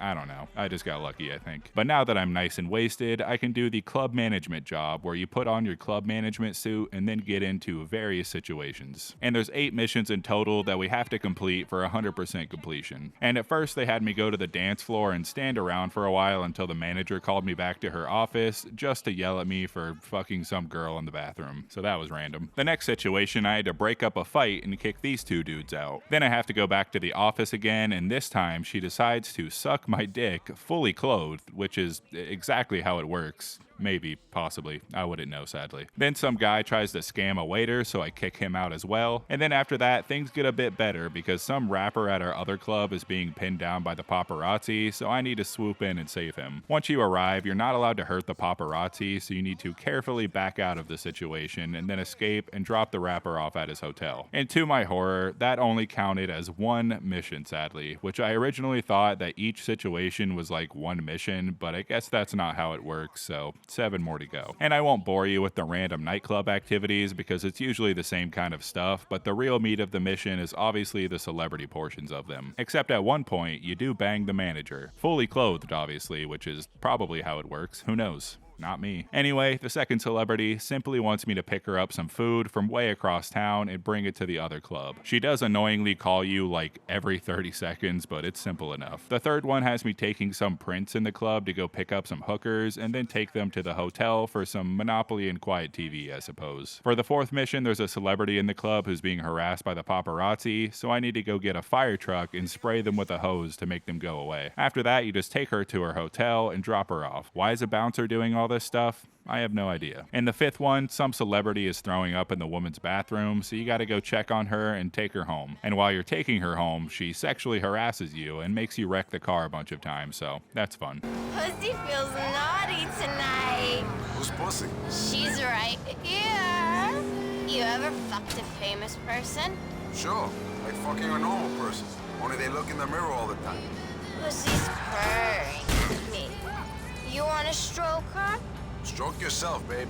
Go all out. Have a stroke. The next one, some celebrity is asking for me specifically at the gay club, so we head over there. And this is the first time that I've been in the gay club, and there is definitely a lot of half-naked men here. Guess I should not be surprised, though. Anyway, I pick up the guy to go take him to do some drug deal, and then the cops show up, so you gotta escape them and drop him off. The next one has me picking up some famous brothers, and then we get absolutely swarmed by a bunch of women. So you gotta escape them without hurting any of them, and then take the boys to the club. And I love how the boys censor themselves whenever they talk because they're supposed to be really young, I guess. That B*****CH is kind of cute, in a prepubescent kind of way. Bobby, remember when you were about to F****CK that girl and she was like, Bobby, what about your promise ring? Oh my god, that was hilarious. I was like, I promised to bust open your ring piece, you silly B*****CH. And last but not least, for the last mission, we have to go pick up another celebrity, but this time we have to do it in a helicopter. Also, the helicopter looks pretty cool. Anyway, you pick him up in the helicopter. He complains about the height the entire time, so I'm like, why did you want to be picked up in a helicopter then? But you park the helicopter in the middle of the street, drop him off at the club, and then somebody else immediately takes the helicopter, so I'm like, why couldn't they drop him off? And that's it. Tony calls you to tell you that there's no more VIP work for you, but you can still manage the nightclub if you want, but I don't know why you would want to do that. And your reward for completing all of that is $500 for every celebrity mission, and that's it. I guess you can keep the suit as well and change into it at your house, but without the earpiece, unless you directly leave the club with it. Next, I decided to go do that mission for Yusuf that I got forever ago, and I'm pretty sure he said something about expanding our club operations, even though we are doing pretty terrible with the two we have now, but oh well. I arrived at his luxurious home with a golden replica of the city and a even more golden intro. Hey man, hey nigga, what's up? What's up? So glad you could make it, man. Seriously, fucking A. You know, for real, man.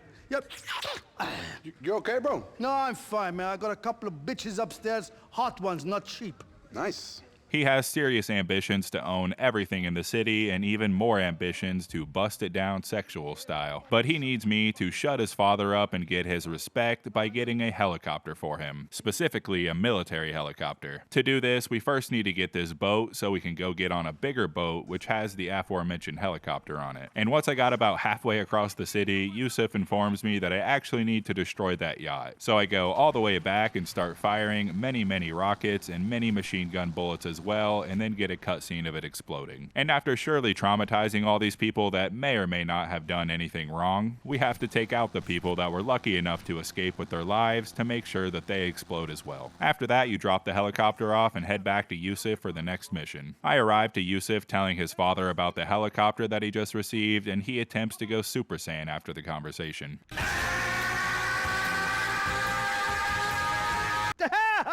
Anyway, he wants me to go meet up with somebody named Ahmed to attempt a deal to buy Middle Park. He also gives me a shotgun with explosive shells. So I head to the top of this tower to look for the man and...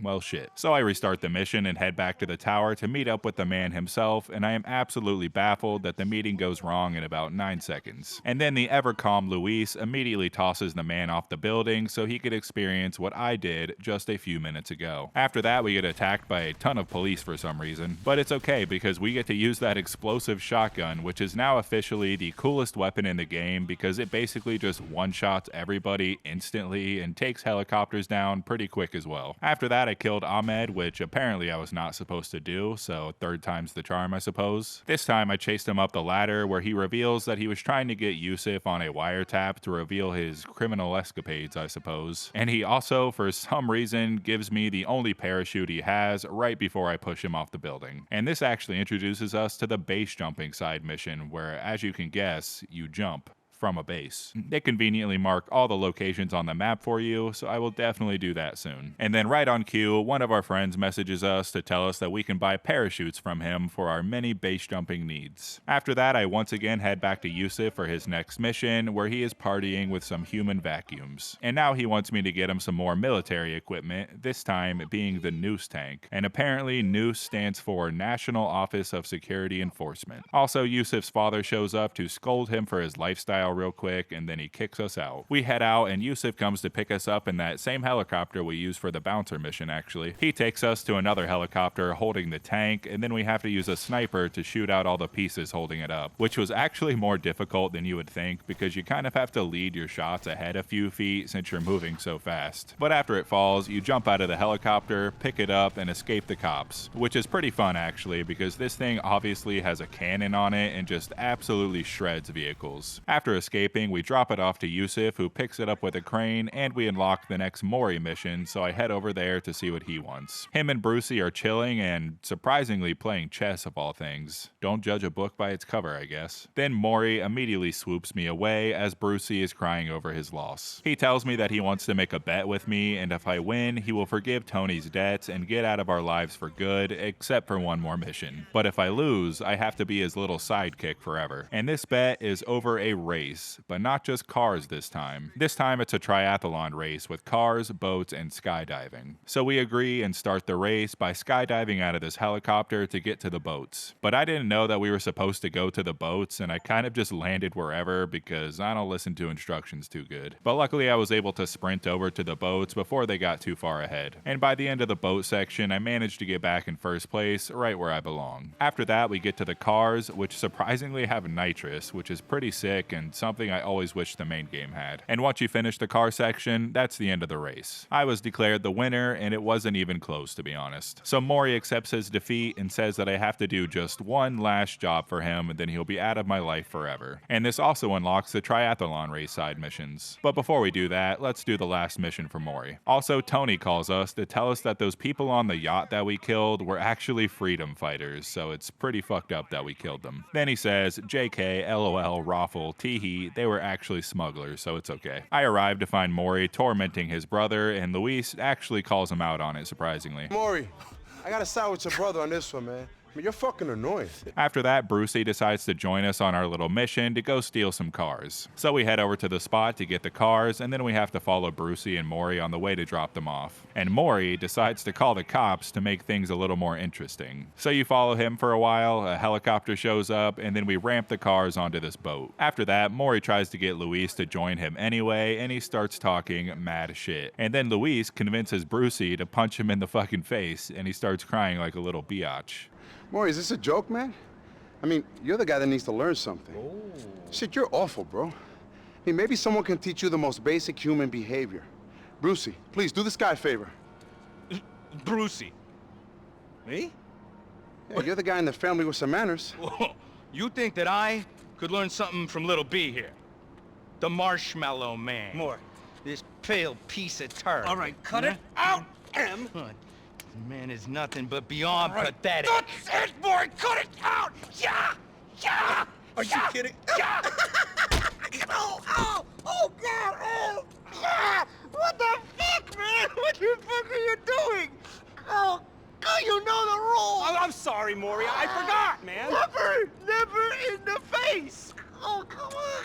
I was kind of hoping that this would end with us killing him, but that was pretty good too. And since I have a couple new side missions, I'd figured I'd take a break from the main story and complete those real quick. Starting with the base jumps. There's 15 in total, and I don't know why that I assumed that all you would have to do is just jump off the building and land wherever, but I was pleasantly surprised that there is actually a goal. And the goal is usually to land in the back of a truck, or a certain checkpoint, or through some rings if you jump out of a helicopter. Sometimes you even get to jump off a motorcycle, which is pretty, dare I say, radical. I did all of them in like less than an hour, so it doesn't take too long, and the only reward you get is a parachute that spawns at your house and the thrill of jumping off of high heights. After that, I decided to do the triathlon races. There's 3 in total, and it's pretty much exactly like the one we had to do for the mission, so there's really not much to say about it. There's no rewards other than the $1,000 you get if you win, but there's no trophy or anything, but it is required for 100% completion to do all 3, so I did. Also, that reminded me that the one thing I did not do in my San Andreas video was the triathlon races, so that made me sad. Anyway, time to do the next Tony mission. I arrived to find an employee complaining about having to work at the gay club because he's afraid the gay will rub off on him, and then Tony shows up. And he has me take him and a woman named Gracie to her house, and then I have to email somebody called the Celebrinator. And while I was typing my notes, I overheard their conversation after I dropped them off, and I realized that this was actually the girl that Nico kidnaps. And I only even recognized that because she said something about selling her pink car. But after that, I head to the computer place and check my emails for the first time, and also made me realize that I never checked my emails in the last DLC, so I probably missed something interesting. And I do find an email from my brother, who apparently just fucking hates me. He sent me a very nasty email, which makes me wonder what Luis must have done to make his brother hate him so much. But Luis replies with a nasty email in return, telling him to go fuck himself and that his wife tried to get with him. Anyway, I head to the Celebrinator website, where he has recently posted an article about how me and Tony are super gay for each other, and I leave a nice comment to get a meeting with him. I also had multiple emails from that Margot girl that was obsessed with me earlier, so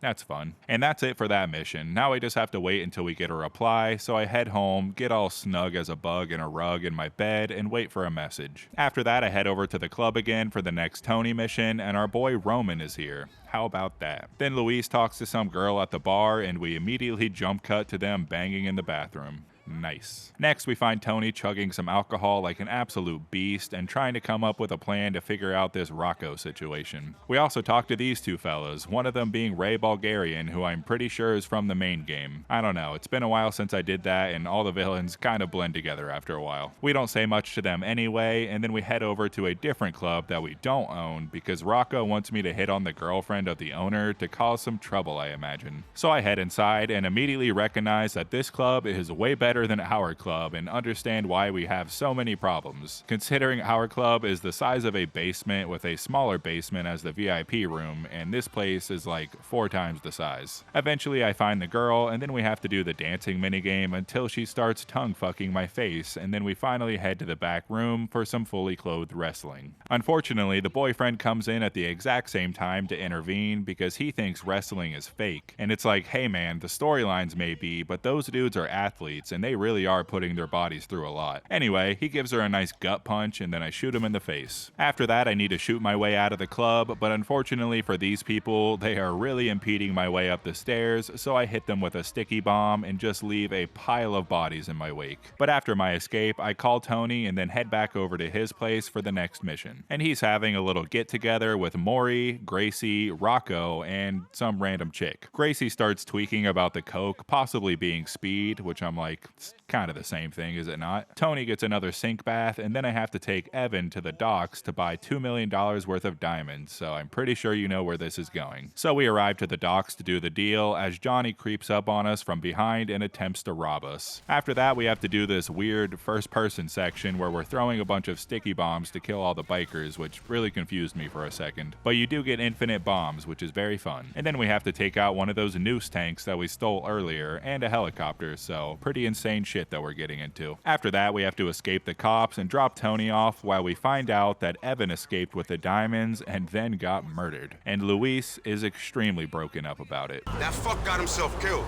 and our diamond stolen, I might add, because he needed to tell the internet about his problem.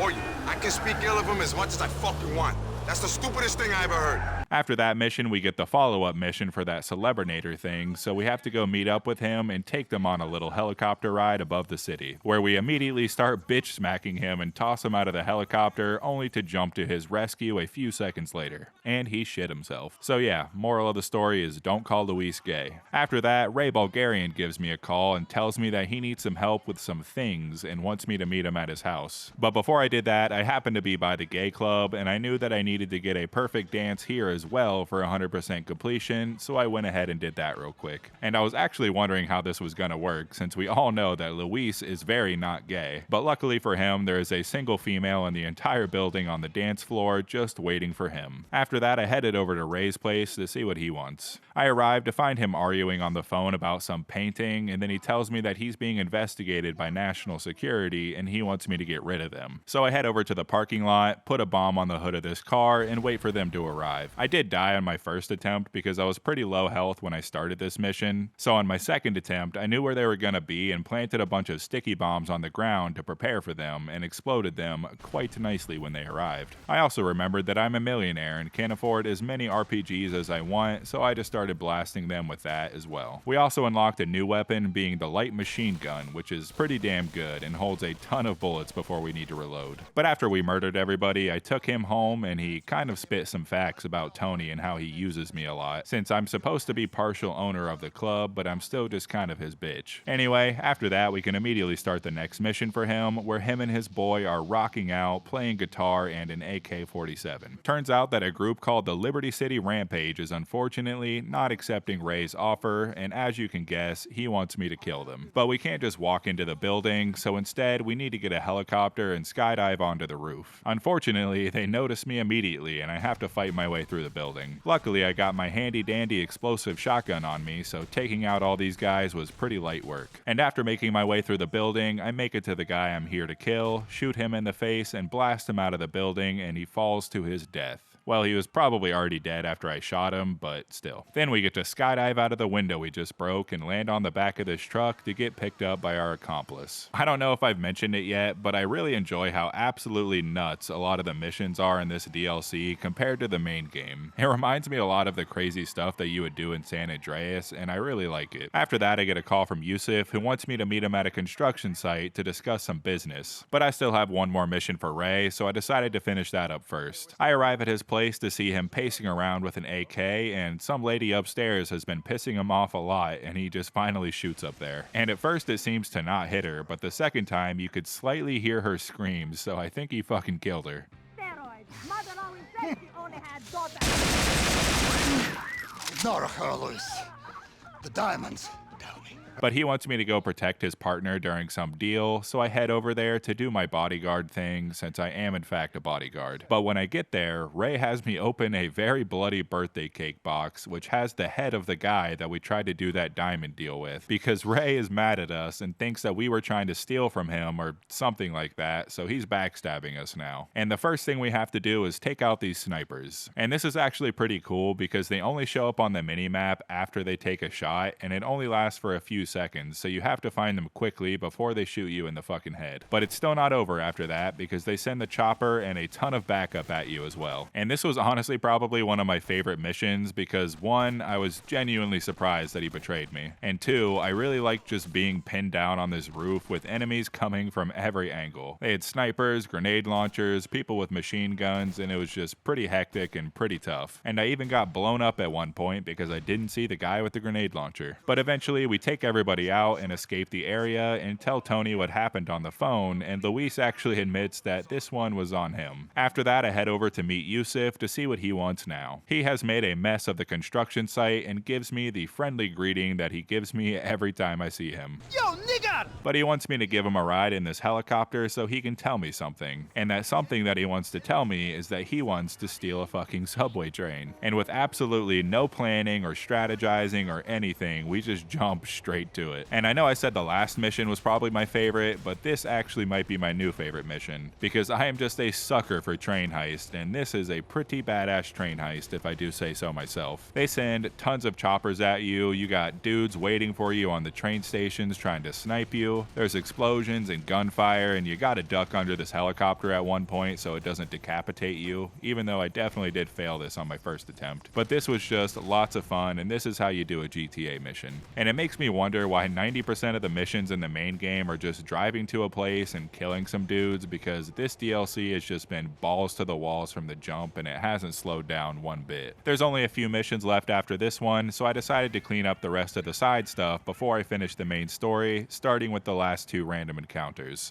The first one is the second mission for that weird dude that we gave a ride to forever ago, and he is looking a little worse for wear. And he got into some trouble with some Chinese opiates, Brazilian prostitutes, and some pimps, in that order. So he wants me to help him get his wallet back from the pimp who beat him up. We find the dude, he crashes his car almost immediately, and I blow his brains out and get the wallet and drop my boy off. And the last random encounter is our second meeting with Margot, who is threatening to jump off this ledge because Luis just does not want her. But like, it doesn't look that high up, you know. We're talking about a broken leg, maybe a couple cracked ribs or something, but I don't think this is guaranteed death or anything. Also, she pulls out a letter that says that I pushed her off the ledge, which makes like no sense. Like, did she write that letter as she was falling to the ground? Because how would she preemptively know that I pushed her off this ledge to be able to write that letter before it even happened? Whatever. She jumps, her brains get splattered everywhere, and then everyone comes to beat me up because they think I pushed her. So I immediately blow them away with a shotgun, but that was somehow not enough to deter these 2 ladies from chasing me 5 blocks down the street as I'm running from the cops trying to beat me up still. Unfortunately for them, they don't know that I am the cage fighting champion in this city, so I decided to take them 2-on-1 and absolutely beat the brakes off of them. The next thing I do is typical friendship stuff. So I gotta hang out with my 2 friends at every activity at least once, and I also have to win one of each type of game, like bowling or air hockey and stuff. But you've already seen that twice now, so I'm not going to talk about it really. Except for golf, because that is actually new to this DLC. We had to do it a little bit, kind of, at the beginning, but that was when we were trying to hit a man strapped to a golf cart, but sadly that is not the typical service that they provide at this golfing range. What you actually have to do is just hit the ball as close to the flag as you can by trying to get the bar as close to the line as possible. And if you actually hit the flag, you get bonus points as well. But that's about all there is to it. I was able to win on my first attempt, and I even got a trophy for hitting the flag 4 times in one game. And I know I said I wasn't going to talk about any of the other activities, but I got this dude so drunk that he started walking backwards the entire time.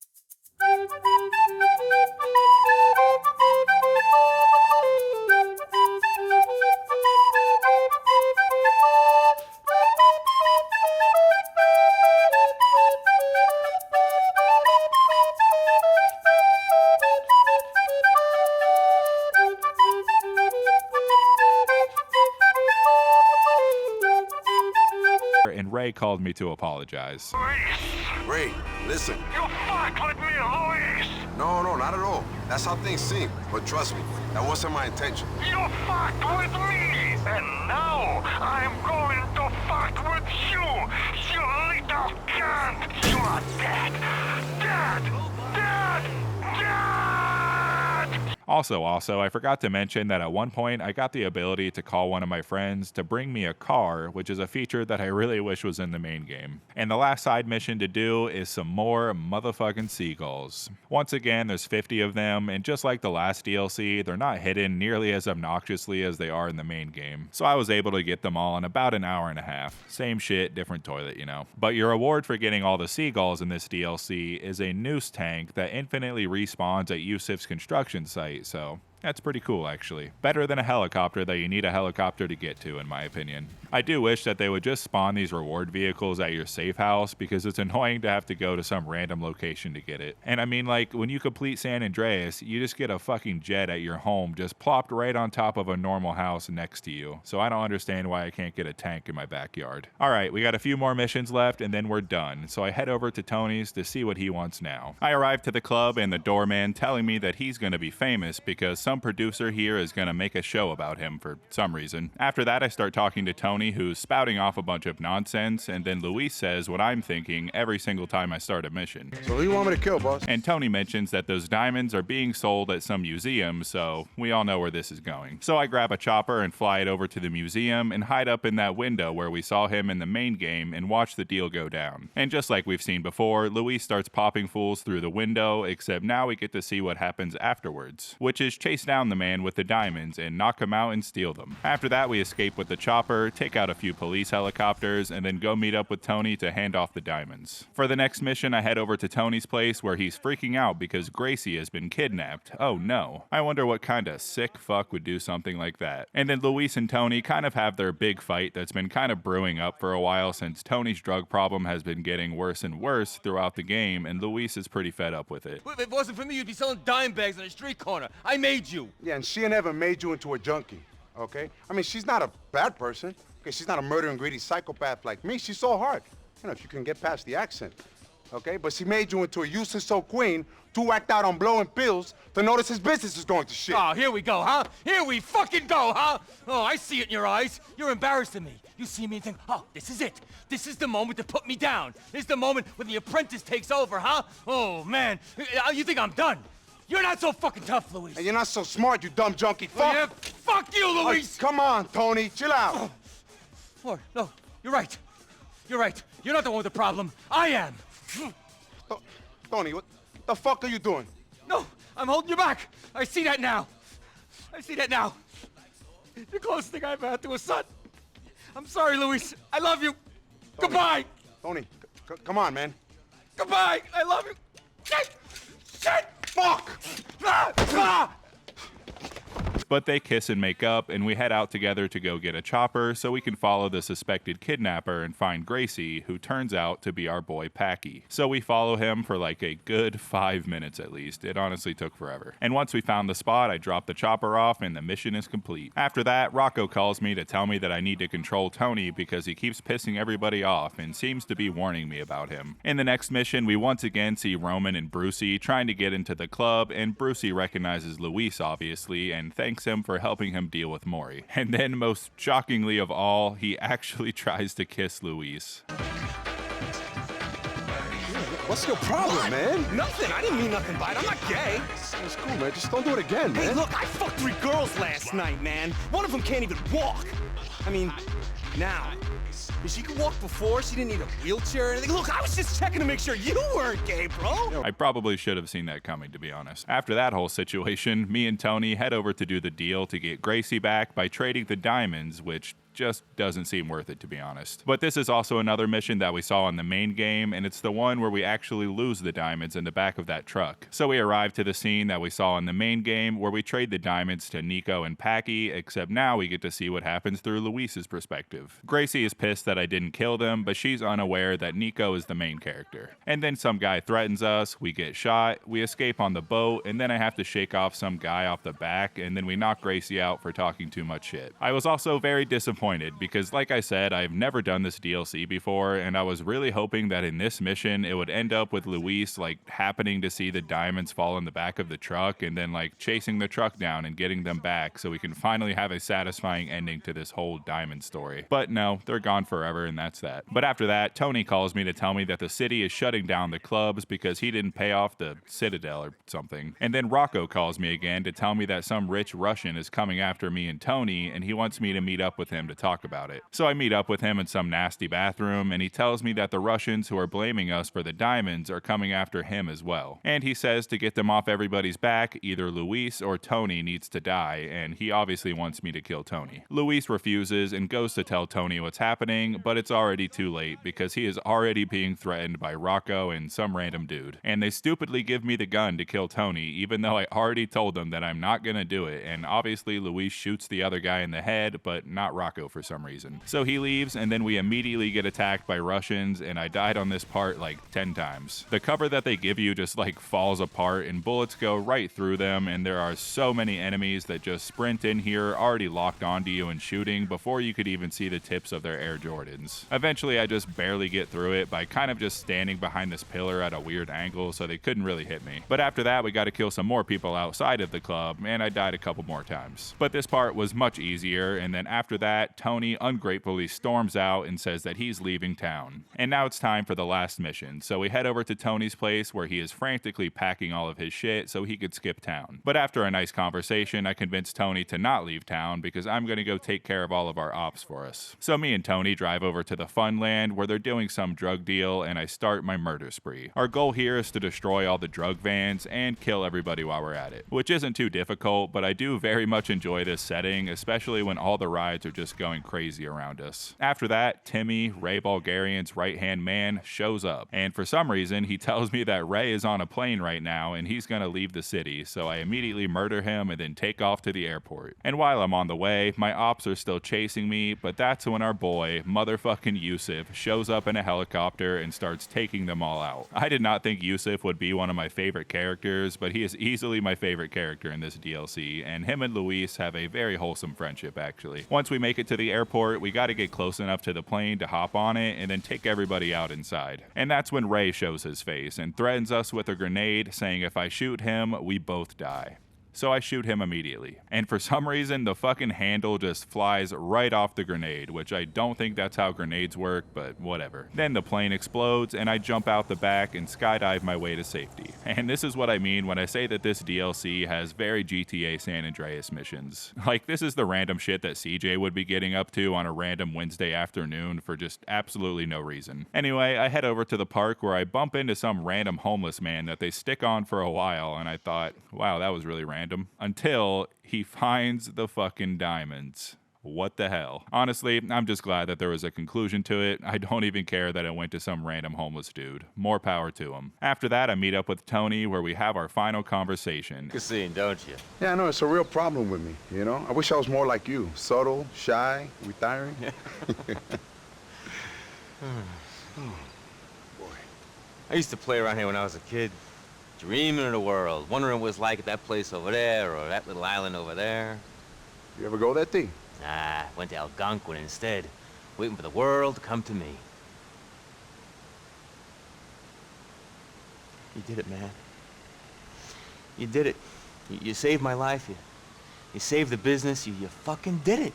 Hey, man, I did what I could, bro. I'm proud of you, man. Thank you. But I don't want you to get a big head. I don't want you to go change, become a megastar, go to Vinewood, write a blog. Oh. You're a pill-popping old queen, man. I'm a murdering maniac. But we survived, bro. We survived. We did more than survive, amigo. We prospered. We took on this town and we won. We took on this place and we gave it the fucking finger. Fuck you all! I don't care what people say. Tony Prince and Luis Lopez could not be stopped. Huh? Oh, jeez, who's this? What's up, my niggas? Oh, did he just say that? Yeah, hey, man. You fucking made it. Man, that was some serious gangster shit. Shoot, shoot, shoot 'em up. I said shoot, shoot, shoot 'em up. Yo, T, give me a hug, give me a hug. Not too close, though. I don't want to give my father the wrong impression. Ah, Luis, I love you, man. I love you. I love you, too. I love everyone. Come on, let's get out of here. Oh, by the way, I think my father may be into franchising clubs.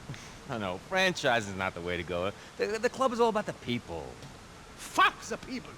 Fuck them all. Whip out your dick and piss all over them.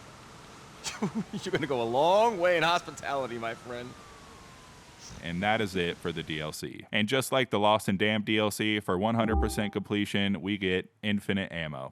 Kind of. It's the same thing where we have to actually buy it for some reason, and if you quit the game and load up again, you will lose all the extra ammo you purchased, so fuck you, I guess. But if you couldn't tell, I think this was a fantastic DLC. I think they're both really good, but if I had to just pick one, I would definitely say I enjoyed the Ballad of Tony a little bit more. Just because of how batshit insane all the missions were, and just the whole vibe and characters, especially Yusuf, and the new weapons were all great. And we finally got the end of the Diamond story, which made me very happy. Also, your friend messages you and tells you that he can bring you one of those noose tanks now, which makes the whole pigeon thing kind of pointless, but whatever. And Yusuf messages me and tells me that we can use that yellow chopper anytime we want. See, that's why he's the GOAT. And now, after many, many, many hours of being sidetracked, we can finally get back to our boy Nico and finish the main story. So we head over to meet Jimmy at the strip club, where he tells me he needs a favor because shit is falling apart right now. He wants me to go collect that heroin from forever ago Nico from good old Dimitri. Nico obviously refuses because of their history together, but Jimmy pretty much threatens him into doing it. So Nico calls up Roman to tell him about the situation, and Roman is surprisingly all for it. And then for some reason, Nico calls Kate to talk to her about it as well, which would make more sense if I actually cared about Kate, like, at all, and maybe went on some dates with her, but I didn't and I don't. She, unlike Roman, is very against the idea. Roman also messages me and tells me that if I take the deal, we can go get a penthouse and maybe go to Vice City, which I think is a reference to GTA 6. So now we have the choice to either take the deal or get revenge. And since I already know how both of these endings play out depending on your choice, I decide to get revenge because, like, who actually cares about Kate, honestly? So I head over to the boat where the Russians are loading up all the drugs and once again start my murder spree. I slowly make my way through the ship, murdering all types of dudes, traumatizing all kinds of families, until I make it to the control panel and open up the compartment that leads to Dimitri. And it actually took a very long time to get here. There is a ton of enemies and you have to be very careful on the way. So I immediately blew myself up and had to do the entire thing over again, which was not fun. But this time, as soon as I dropped down there, I shot the thing that killed me so it wouldn't happen again, and then made my way to Dimitri, where I promptly blew him up with an RPG. He says his final words to me, and then I blow his kneecaps out and shoot him in the head. Screwed me over.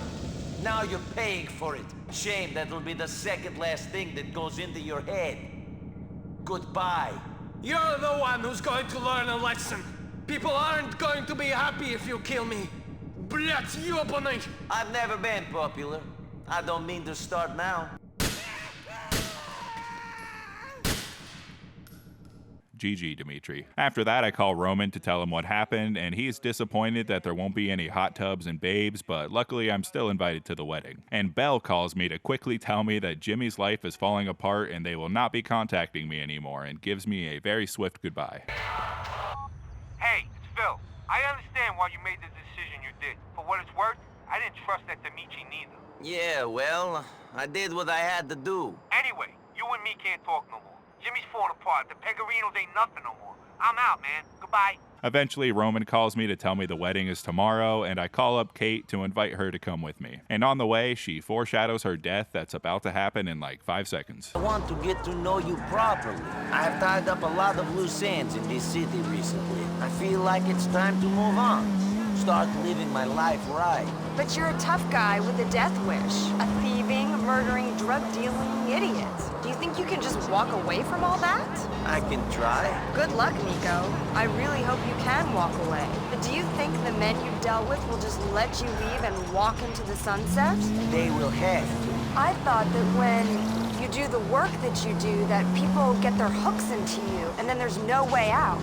And after that, Roman and What's-Her-Face get married, and it is oh so beautiful. This is the same guy that called to me about banging twins like 2 weeks ago, by the way. But unfortunately, after the wedding, we get hit with a drive-by by Jimmy, and Kate is the only one who gets hit because Jimmy can't shoot for shit and only likes killing characters that nobody cares about. And I'm sure you already know, but if you took the deal, then Roman would actually die in this scene, which just seems like a much worse outcome in my opinion. The next day, Jacob messages me and tells me to get strapped up because we're gonna go find Jimmy. So I do just that and meet up with him and Roman and then chase Jimmy's goons all the way to his location. Once we get there, I start another murder spree on all of his goons and then end up having to chase him while he's on a boat and I'm on a motorcycle. Until I eventually epically jump into the helicopter being flown by Roman and Jacob. And the first time I did this, I forgot to lower my FPS, so it was literally impossible for me to climb onto the helicopter and you kind of just fall off and fail the mission. But I didn't record it because my computer ran out of storage, but luckily I had an extra save like right before the last mission, so I ended up having to do everything all over again to re-record it. Anyway, after I lowered my FPS, I did it again and successfully climbed up onto the helicopter and chased his boat and got shot down in a scripted sequence. Then I chase him through the park and we have our final confrontation.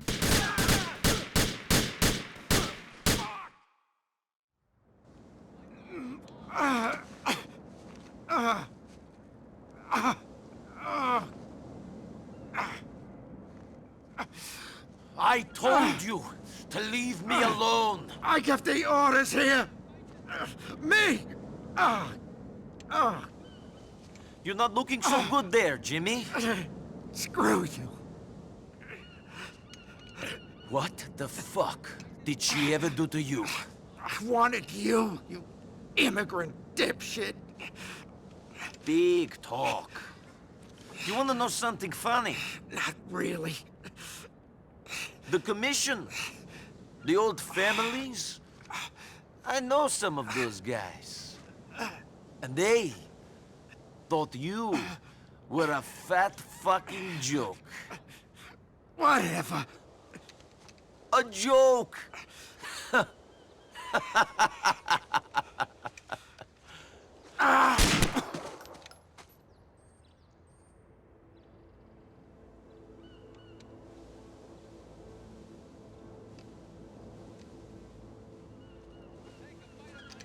Cousin. Yeah. You did it. Really? I don't know.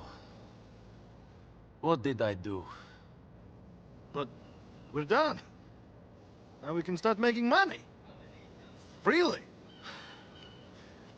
I suppose so. We won, man. We won!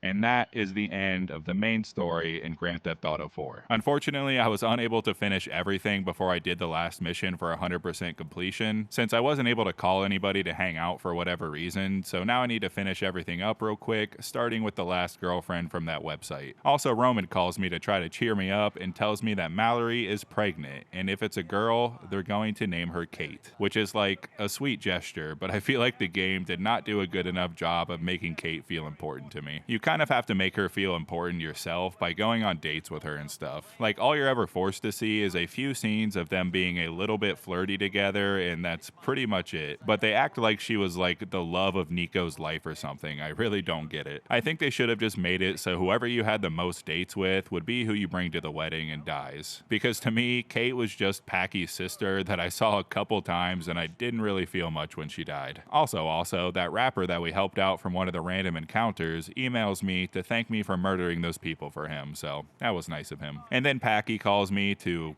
cry about his sister, obviously. And then Dwayne finally calls me to let me know that I unlocked his ability by getting his friendship high enough, which is the ability to call him for backup. Anyway, time to go on that date with Alexandra, and she is a rich, snooty type who just absolutely loves the smell of her own farts. The thing about me is I'm interesting. I mean, people feel like they can talk to me and open up. I really understand people, so they're drawn to me. I mean, that's what people who talk to me and read my blog feel. They get this connection. It's like they feel this glow off me and my life, and they want to be near me. I mean, do you feel that? Sure. Yeah. But after giving her the wienering of a lifetime, you get a 60% discount at all the clothing stores for 24 hours. After that, I need to do some more friend dates and make sure I do every activity at least once with Dwayne, Little Jacob, Brucey, and Packy. Nothing much interesting happens because we've already seen all the different kinds of activities you can do, but for the first time, I did notice that smoke comes out of the passenger seat whenever you're with Little Jacob, which is a nice touch. He must be roasting hot dogs or something. Also, Nico just straight up fucking face plants after taking him out for a drink. And Dwayne is as depressing as ever. How you doing, man? Okay, I think. Yeah, me too. Shit's on the up. I hope. Although as soon as I say that, I begin to worry. I remember my dad used to always say, expect the worst. Then you can only be pleasantly surprised. He'd say that, then he hit me. After doing all the friendship stuff, there is one last thing to do. Last but not least, I need to get the high score in an arcade game. So I look at the instructions and it says that I just need to prevent the colored blocks from reaching the top of the grid. Wow, that's offensive. And I don't know if it's just me, but this grid is like one of those optical illusions where you just see black squares on all the cross sections, and it was just really fucking with me. And if you can't tell, this is basically just Tetris, except you can fill up a power meter by making 2x2 blocks of the same color and use a power up. The game doesn't tell you what the power ups are or what they do, so I basically just use the one that it lets you delete a specific color of your choice, and this is actually pretty difficult. This probably took me at least an hour of attempts trying to beat the high score because I didn't even realize how to use the power-ups for like half that time. But how it works is when you get a color square, it fills up the blocks until you get a score multiplier up to ×3. And then you could sacrifice one of your multipliers to use a power-up, so it's basically just Tetris with extra shit slapped on it. But on my 4th or 5th attempt, I finally just barely beat the high score and 100% completed the main game. And what a ride it has been. I spent around 50 hours in the main game and around 10 to 15 hours for each DLC, so it probably took me around 70 to 80 hours to 100% complete the main game plus the 2 DLCs, and it was a pretty good time. I will say that the main game's missions do get pretty repetitive after a while. Most of them just come down to basically drive here, kill a few guys, and that's it. Like, I swear that's like 75% of the missions in the main story, and it felt like a grind to get through after a while. And that's why I really enjoyed the Ballad of